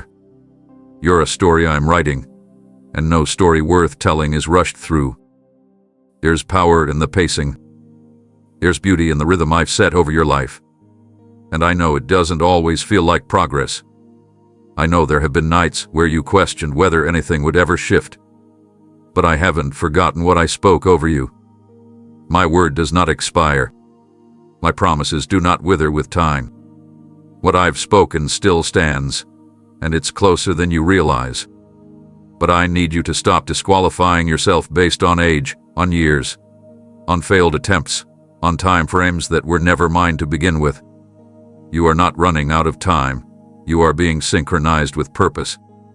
I've been aligning people, places, and circumstances that you don't even see yet. And just because it hasn't come together visibly doesn't mean it's not coming together completely. I specialize in sudden shifts, in moments that seem to happen overnight but have actually been years in the making. And when it unfolds, it won't feel rushed or random. It will feel like perfect timing. You will breathe deeply and say, "Now I understand." Until then, trust the pace. Trust the pauses. Trust that I have not forgotten you in the crowd. I'm not saving you for last. I'm setting you apart. And when I unveil what I've prepared, it will not only be worth the wait, it will redeem the wait. Every minute, every tear, every questioning moment, it will all make sense in a breath. So don't panic over the clock. I hold time. I hold you. And I've never been late. You've been praying for solutions, looking for signs that the external pieces of your life are finally coming together. The breakthrough, the open doors, the change in circumstance. And while I hear those cries and see those needs, what I'm doing goes beyond what can be measured by results. I'm reaching into the very place where your deepest wounds have been hiding, the places no one talks about, the places you don't even fully understand yourself. I'm not just addressing the things around you. I'm repairing what's been silently breaking within you. This season isn't just about restoration on the outside. It's about transformation on the inside. You've grown used to functioning while hurting, smiling through heaviness, performing through pressure, and you've told yourself that if things around you would just get better, your heart would too. But I want to give you more than temporary relief. I want to bring wholeness where there's only been survival. I see the parts of you that still flinch from old disappointments, the areas of your soul that have been living guarded, the subtle ways you've pulled back from trusting, not just others, but me. You've learned to expect letdown, to brace for hurt, to wait for something to go wrong even in moments of joy. But I'm interrupting that cycle. I'm not just rebuilding your life. I'm restoring your capacity to feel, to hope, to believe again without fear. I'm healing the emotional bruises you buried under busyness, the quiet fears that formed from seasons when you felt abandoned, overlooked, or left behind. I'm reaching into your memory, where moments of loss etched themselves into your identity, and I'm writing what those moments tried to teach you. You are not forgotten. You are not difficult to love. You are not too broken to be whole again. You are worthy of gentleness, of restoration, of fresh beginnings that don't come with pain attached. I'm not asking you to just keep pushing through. I'm asking you to let me into the places that ache. Not just of her comfort, but of her deep repair. This healing won't always feel dramatic. Sometimes it will come as a breath you didn't realize you were holding finally being released. Sometimes it will show up in your ability to sleep again without anxiety keeping you awake. Sometimes it will look like laughing without guilt or walking into rooms without shrinking yourself to feel accepted. I'm giving you back the parts of you that were silenced when life felt cruel. I'm restoring the wonder, the innocence, the lightness that once defined how you move through the world. And I know trust hath been hard. I know healing sounds beautiful but feels terrifying, especially when it asks you to feel things you've worked hard to ignore. But I promise, I will not harm you. I will not force what your heart cannot carry. I will walk gently with you, step by step, into the kind of wholeness that doesn't just patch things up. It rebuilds from the inside out. You don't have to rush this process. You don't have to pretend you're okay when you're still aching. Just stay open. Stay close. Let my presence soften the scar tissue that's formed around your joy. You've prayed for things to change around you, and they will. But I want you to know the greater miracle is what I'm doing within you. I'm healing the way you see yourself. I'm restoring the ability to trust me without fear of being let down. I'm rebuilding your relationship with peace so it's not something you chase. It's something you carry. This isn't just about fixing a problem. This is about giving you back a healed heart that no longer needs to harden itself to stay safe. I'm doing more than you asked for. I'm healing you where you didn't know you were hurting. And when the situation shifts, because it will, you'll realize that what changed most wasn't just your circumstance. It was you.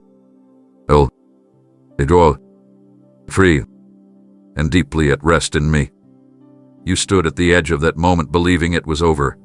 The dream, the opportunity, the part of you that still hoped for something more. It felt final. The doors closed too hard. The silence lasted too long. The pain cut too deep. You mourned not just what was lost, but what never had a chance to begin. And in that grief, you quietly accepted a narrative that said this must be how the story ends. But I was never writing your life according to those assumptions. That moment of perceived failure, that chapter you tried to forget, that intersection where everything collapsed, it was not your conclusion. It was the setup. The ground you called a grave is becoming the foundation of something entirely new. And this time, it's not built on pressure or performance. It's built on clarity, conviction, and identity that cannot be shaken by outcomes. You thought the loss disqualified you. But what it actually did was strip away what didn't belong, so your purpose could rise without the weight of pretending.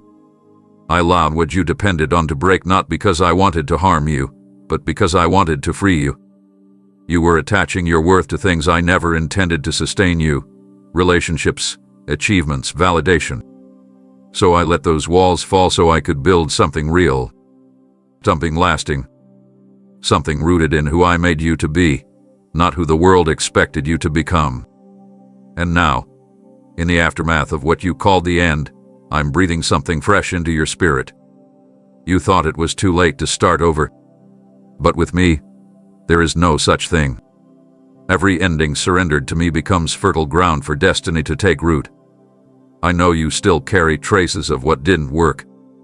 I know the memory of what fell apart still lingers when you try to move forward. But I'm not asking you to forget it. I'm asking you to see it differently. That failure was a filter. It removed what couldn't follow you into your next chapter. That heartbreak was a redirection. It closed off paths that looked promising but would have drained the very life from your calling. That disappointment was a divine intervention. It paused your steps so I could reroute you toward what I've been preparing all along. You're not starting from scratch. You're starting from experience. From a place of deeper awareness, of tested faith, of refined desire. You don't want the same things you used to, and that's not a loss, that's growth. You've been emptied not to be left barren, but to be filled with purpose that is no longer shaped by others' approval. And now, what's being birthed in you carries substance. You're not driven by desperation anymore, you're moved by calling. And that shift, that silent transformation, is what will sustain you when things get hard again. Because this new beginning will come wrapped in comfort. It will come with opportunities disguised as obedience. It will require trust, not just in my timing, but in who I say you are. You will always feel qualified, but you will know it's me, because this time, it won't be about what you can do. It will be about what I will do through you. And you won't need to rush. You won't need to force open doors. What's meant for you will align with peace, not panic. So lift your head. The end was not the end. It was a divine interruption, the kind that clears the page so I can write something you never expected but always needed. And when it unfolds, it will be evident that only I could have done it this way. Your beginning wasn't lost. It was just delayed until your foundation was strong enough to hold it. And now, the time has come. What would I do with what you thought was over? You've been wondering why things feel more intense lately, why you feel stretched beyond your normal capacity, why battles that once felt small now feel overwhelming, why the atmosphere around you feels heavier even though you've been walking closer with me. It's not because something is wrong. It's because something holy is breaking through. The pressure hasn't come to destroy you, it's come to prepare you for release. You've been carrying something sacred within your spirit, something I planted before you could name it, something that's been growing in silence, beneath the surface of your daily life. And now, the pressure is not the sign of a breakdown, it's the signal that birth is near. You're not under attack, you're on the edge of release. And what I'm about to bring forth through you requires that every distraction, every false identity, every unnecessary weight be stripped away. That's why the shaking has intensified. That's why you feel spiritually exposed. You're in a holy labor, and the contractions of this moment are not the evidence of failure. They are the evidence of fulfillment drawing near. What's been forming in you isn't small. It's not ordinary. It's not a recycled idea or a shallow purpose. It's unique, heaven-born, carrying impact that will ripple far beyond your understanding. But for it to come forth, I had to allow certain comforts to be removed. I had to let you feel the stretching. Because if you stayed in ease, you would have never realized what I placed inside of you. Pressure has a way of revealing potential. And you've reached the point where the old shell can no longer contain your calling. That's why your routine doesn't satisfy you anymore. That's why environments that once felt fine now feel restricting. Your spirit has outgrown your old level, and now it's time to break through. But I want you to understand this. You don't have to force it. You don't have to push in panic. I'm the one orchestrating this release. I'm the one guiding what comes out of you and when. All I need from you is surrender. Don't fight the pressure. Don't try to numb the stretching. Let it do its work. Let it empty you of the fears that would have sabotaged your future. Let it cleanse you of the doubts that would have diluted your influence. You are not breaking. You are opening. And when the release comes, it won't be messy. It will be chaotic. It will be pure. Focus. Unstoppable. What I'm releasing through you is not just for your benefit. It's for others. It's for those who have been waiting for the sound of your voice, the truth of your testimony, the light you carry. And I didn't allow this season of intensity to come to make you question me. I allowed it to bring you closer to me. Because in the pressure, you stopped relying on your own strength. You stopped chasing approval. You stopped playing small to stay comfortable. And in that holy refining, I've been shaping you into someone who can carry the weight of what's next without collapsing under it. You won't be the same after this. You weren't meant to be. What's being released will redefine how you see yourself and how others experience me through you. And even though it feels heavy now, even though it's stretching every part of your faith, trust that the pressure has purpose. You're being positioned. You're being aligned. And soon, the world around you will witness what I already see so clearly in you, the fullness of the gift I placed in you before you ever knew to ask for it. This pressure is not your end. It's your passageway into release. And when it happens, you won't just feel relief, you'll feel the joy of walking in the very thing you were born for. There have been moments where my silence felt unbearable to you, like a room where your prayers echoed back without a response, where each day passed and the heavens remained quiet. You searched for signs, for a whisper, for anything that would reassure your heart that I was still listening, still moving, still near. And when it didn't come the way you expected, part of you wondered if I had stepped away. But child, I was never gone. Not for a second. My presence has been closer than the breath in your lungs, woven into every heartbeat, laced through every tear that fell without answers. You mistook silence for distance, but I need you to know. I was working in the invisible, in the places where human eyes can't reach and earthly timelines can't dictate. I was rearranging the path in ways that required your stillness. I was guarding your future by withholding what you thought you were ready for. Because some of what you asked me for would have arrived as a burden, not a blessing, if I had delivered it too soon. I wasn't punishing you with silence. I was protecting the integrity of your promise.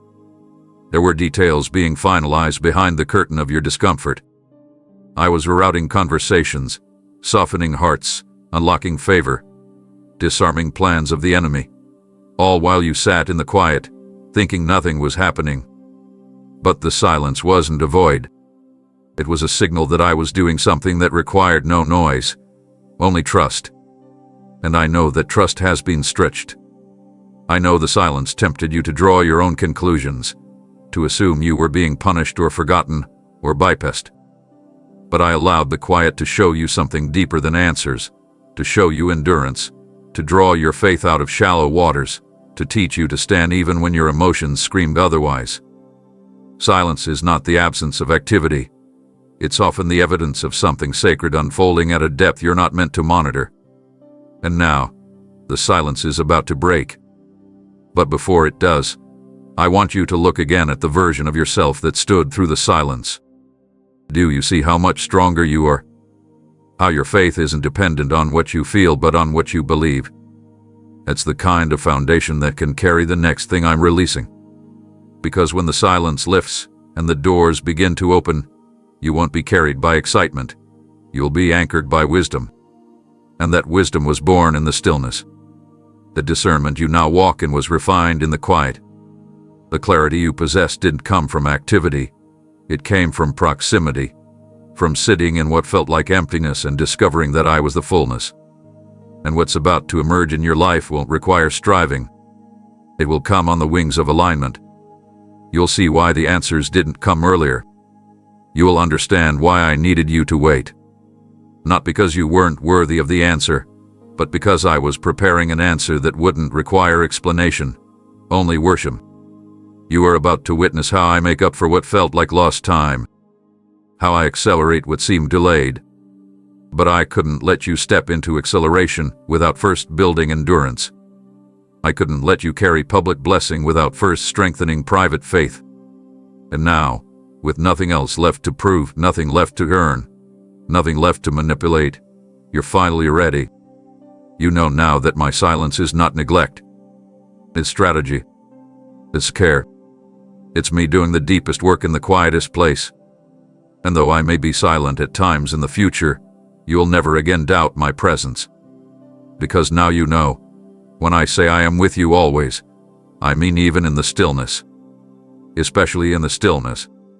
And what I've prepared for you is not only on the way, it's already begun. The silence was your signal, not your sentence. And now, prepare to hear what silence was making room for. Those moments you thought no one noticed. When your heart was heavy, but your voice remained silent. When you showed up with a smile though your soul felt like it was breaking apart. When you walked through the day carrying questions you didn't know how to put into words. I saw every one of them. And not one tear you shed was wasted. I gathered each one like treasure. Not to remind you of sorrow but to honor the weight of what you carried when no one else could see. In those hidden places of heartbreak, where you felt alone and invisible, I was bending close. I was right there when you laid awake in the dark, whispering prayers you weren't sure I was hearing. I was with you when you held it together in front of others, only to fall apart the moment you were alone. And even in the moments when it seemed like nothing was changing, I was keeping record, not for punishment, but for promise. Because now, the very things that made you weep in silence are about to become the testimony that stuns those around you. I'm taking what was hidden in sorrow and bringing it into the light with glory. This revealing won't be small. It won't be subtle. It will be unmistakably my hand on your life. The promotion, the healing, the open door, the sudden restoration, It's not random. It's connected to every unseen act of faith, every secret place of obedience, every quiet surrender when you wanted to give up. Others may see what's happening on the surface and call it sudden. But you and I know it wasn't. It was forged in the fires of private battles, in the furnace of long nights, in the depth of trust when all else fell silent. This moment is not a reward. It's a revealing. A divine unveiling of what has been growing within you all along.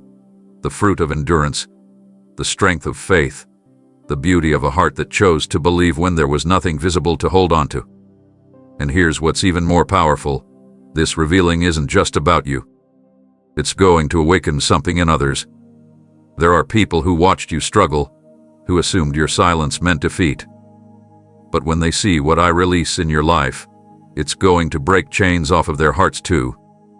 Your testimony will carry power not because of how loud it is, but because of how real it is. Because they'll know that kind of breakthrough can only come from me. They'll know that no one could fabricate favor like this, that no human hand could orchestrate timing so exact, that no amount of striving could achieve the peace and joy now resting over your life. And when they ask how it happened, you won't have to give a long explanation. You'll simply point to me. Because I'm making it clear, the story unfolding through your life is not about perfection. It's about perseverance. It's not about performance. It's about presence. You stayed. You trusted. You waited when it hurt. And now I'm showing you that I saw it all.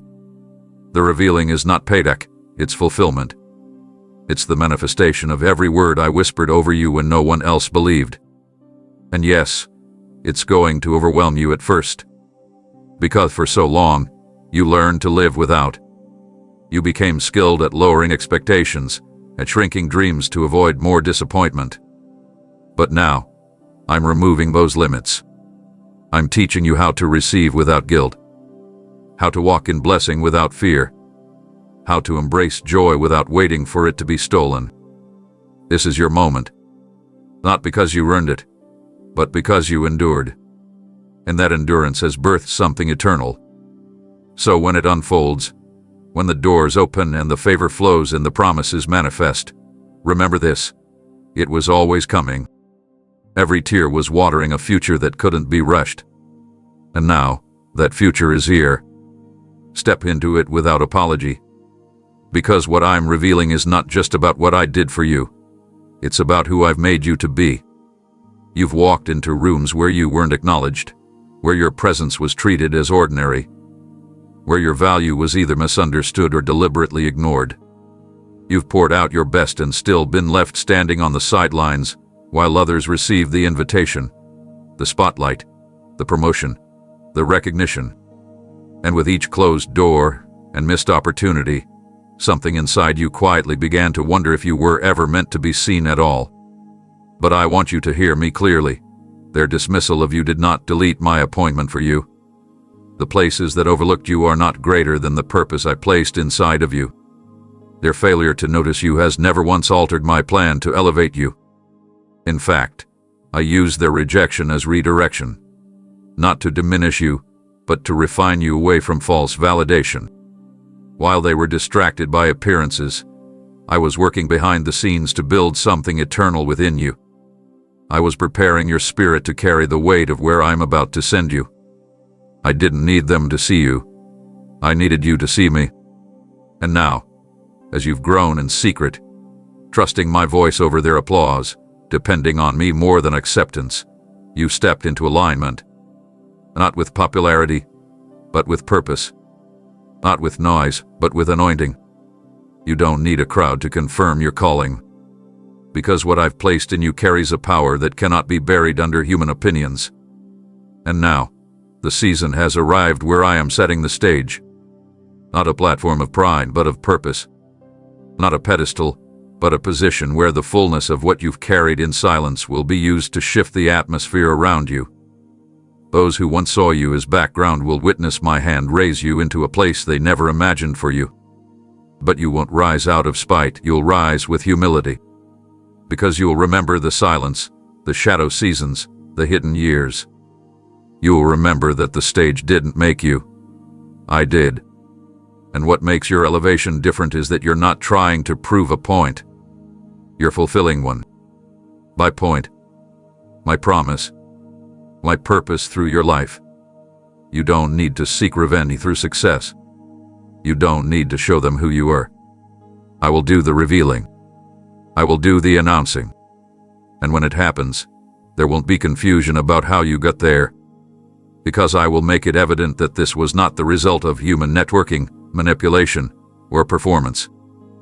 This will be the fruit of obedience, the reward of patience, the result of walking with me even when the world looked the other way. And no, this won't be about titles, followers, or applause. This will be about impact, influence that carries healing, words that carry restoration, a presence that reflects heaven. You weren't overlooked because you lacked something. You were overlooked because I hid you on purpose. I covered you until the right time, until the motives were purified, until the calling was clear, until the foundation could hold the favor. And now, not only are you ready, the environment I'm sending you into hath been prepared too. I've softened the hearts that once dismissed you. I've created gaps where your voice will be the answer. And when I position you, you won't have to force your way in. The doors will open because I've ordained them to. So stop mourning the seasons of being unseen. Stop wondering what you did wrong. You were never forgotten. You were being protected, reserved, and set apart. And now, the unveiling begins. Not for your ego, but for my glory. Because what's about to be released through your life will not just change your story, it will awaken others to theirs. This is not the beginning of your worth. It's the moment where the world begins to see what I've always known about you. They overlooked you, but I've been orchestrating your entrance right on time. I know you've been looking back at what could have been, thinking maybe the opportunity slipped through your fingers. Maybe you misunderstood my timing. Maybe what you hoped for was meant for someone else. You've replayed conversations, rehearsed decisions, retraced your steps trying to find where you went wrong. But I need you to hear me clearly. Nothing was lost. Nothing was wasted. You didn't miss the moment. You didn't ruin your chances. What felt like a missed door was actually my hand holding it shut. Not to punish you, but to preserve you.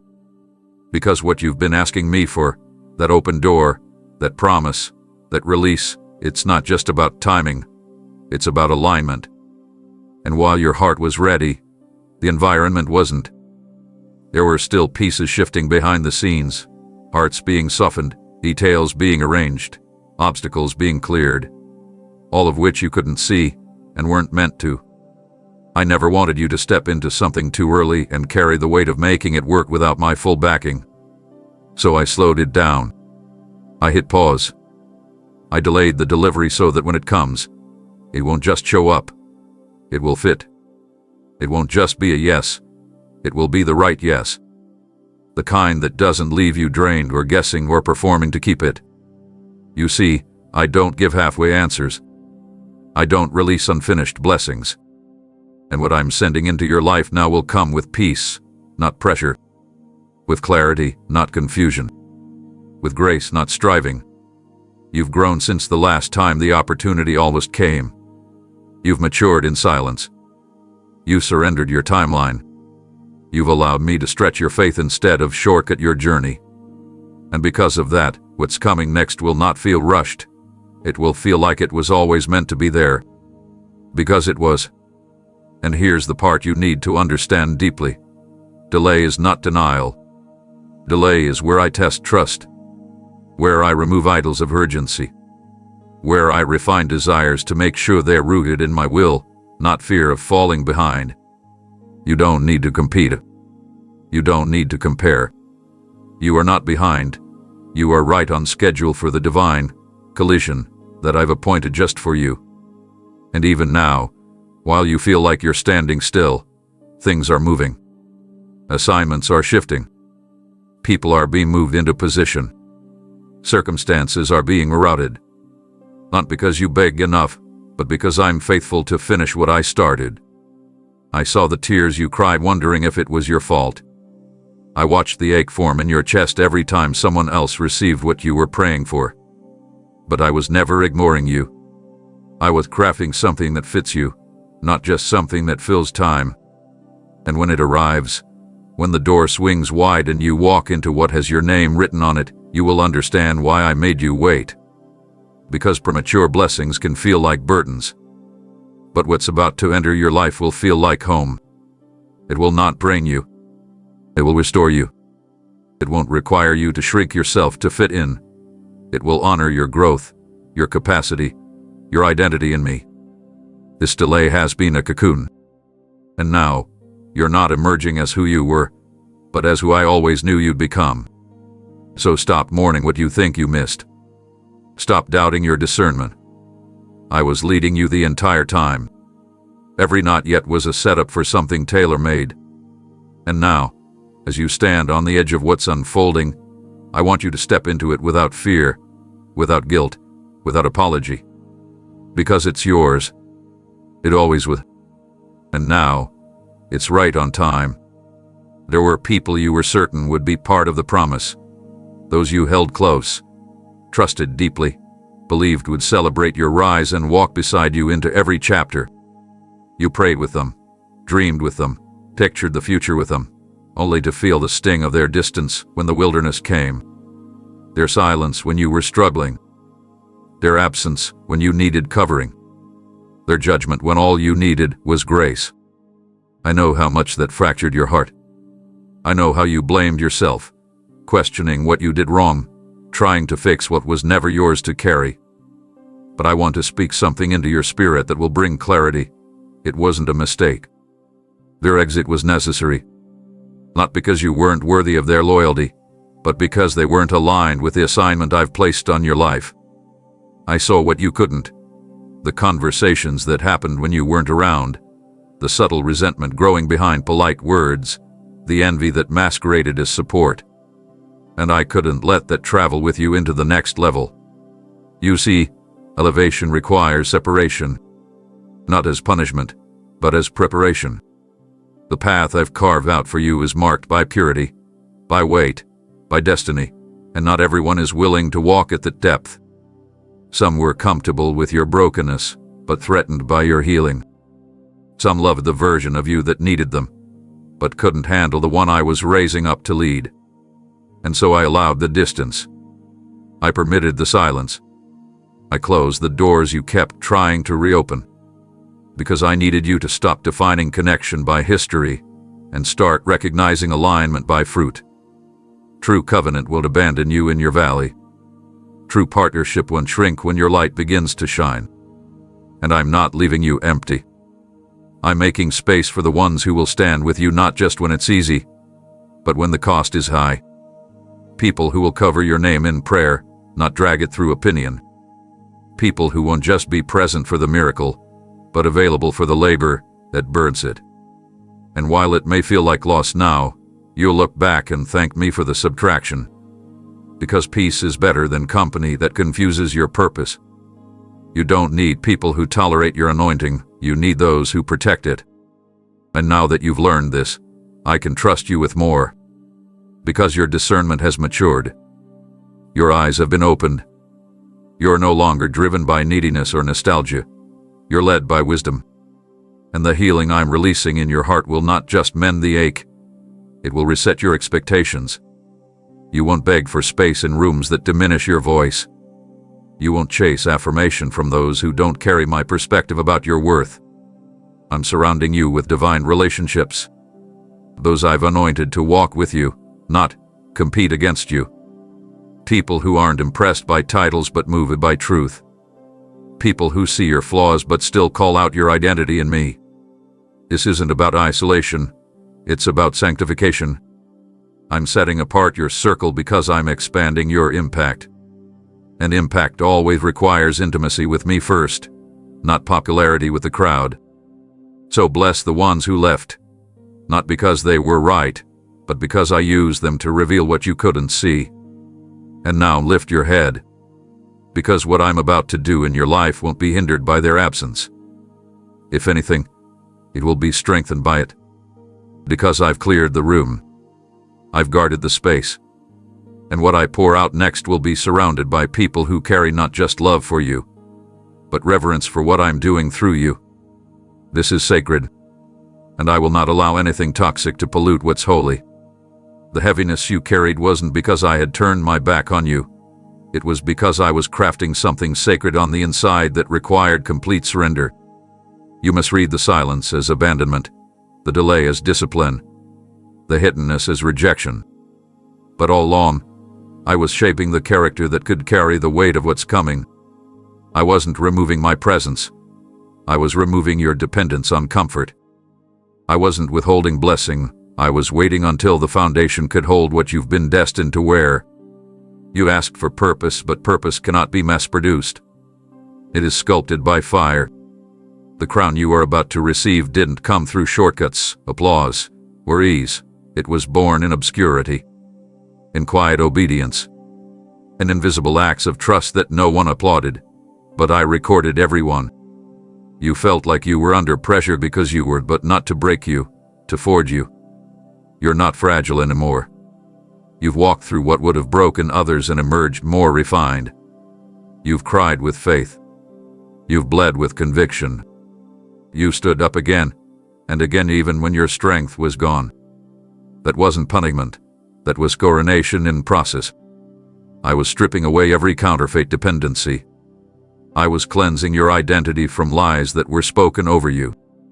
I was burning off the residue of who they said you were, so that you could walk in who I say you are. You're not the same person who started this journey. And that's the point. You were never supposed to remain who you were. You were always meant to evolve. And now, the refining is reaching completion. You're no longer led by fear. You don't worship the outcome, you trust the one who authors it. And that shift is what makes you ready to wear the crown. Not a crown for display, but for dominion. For stewardship. For influence that restores others. I'm placing you in a position not to be elevated for vanity, but to lift others from the places you once cried from. You'll recognize their pain because you lived it. You'll see through their silence because you once spoke from it. And you'll extend mercy because you received it in your lowest hour. That is why you were prepared this way. Not to impress, but to transform. You weren't sent through fire to sparkle. You were sent through fire to shine with eternal light. A light that doesn't fade when the crowd leaves. A light that doesn't flicker when pressure rises. A light rooted in me.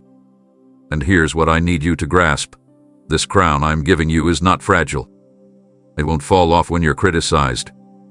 It won't crack under expectation. It's anchored in identity, not performance. You don't have to earn your place, you've already been chosen. Not because you did everything perfectly, but because you didn't quit. You kept moving forward, even when your eyes were swollen with tears. You kept believing, even when evidence seemed missing. That faith, raw, unpolished, messy faith, moved heaven. And now, heaven responds. The time has come for exchange, ashes for beauty, sorrow for joy, battle for reward. You wore a mantle of survival for so long, but now I clothe you in authority. Authority that does not come from titles, but from intimacy with me. And no one can revoke what I place upon you. And no one can strip what I have crowned you with. They may not understand it, but they will witness it. They may question your rise, but they will not be able to deny my fingerprints on your life. So straighten your posture. Walk forward with confidence. Not arrogance, confidence in me. Because this crown isn't for display. It's for movement. You are not finished. You are just beginning to reign. Amen.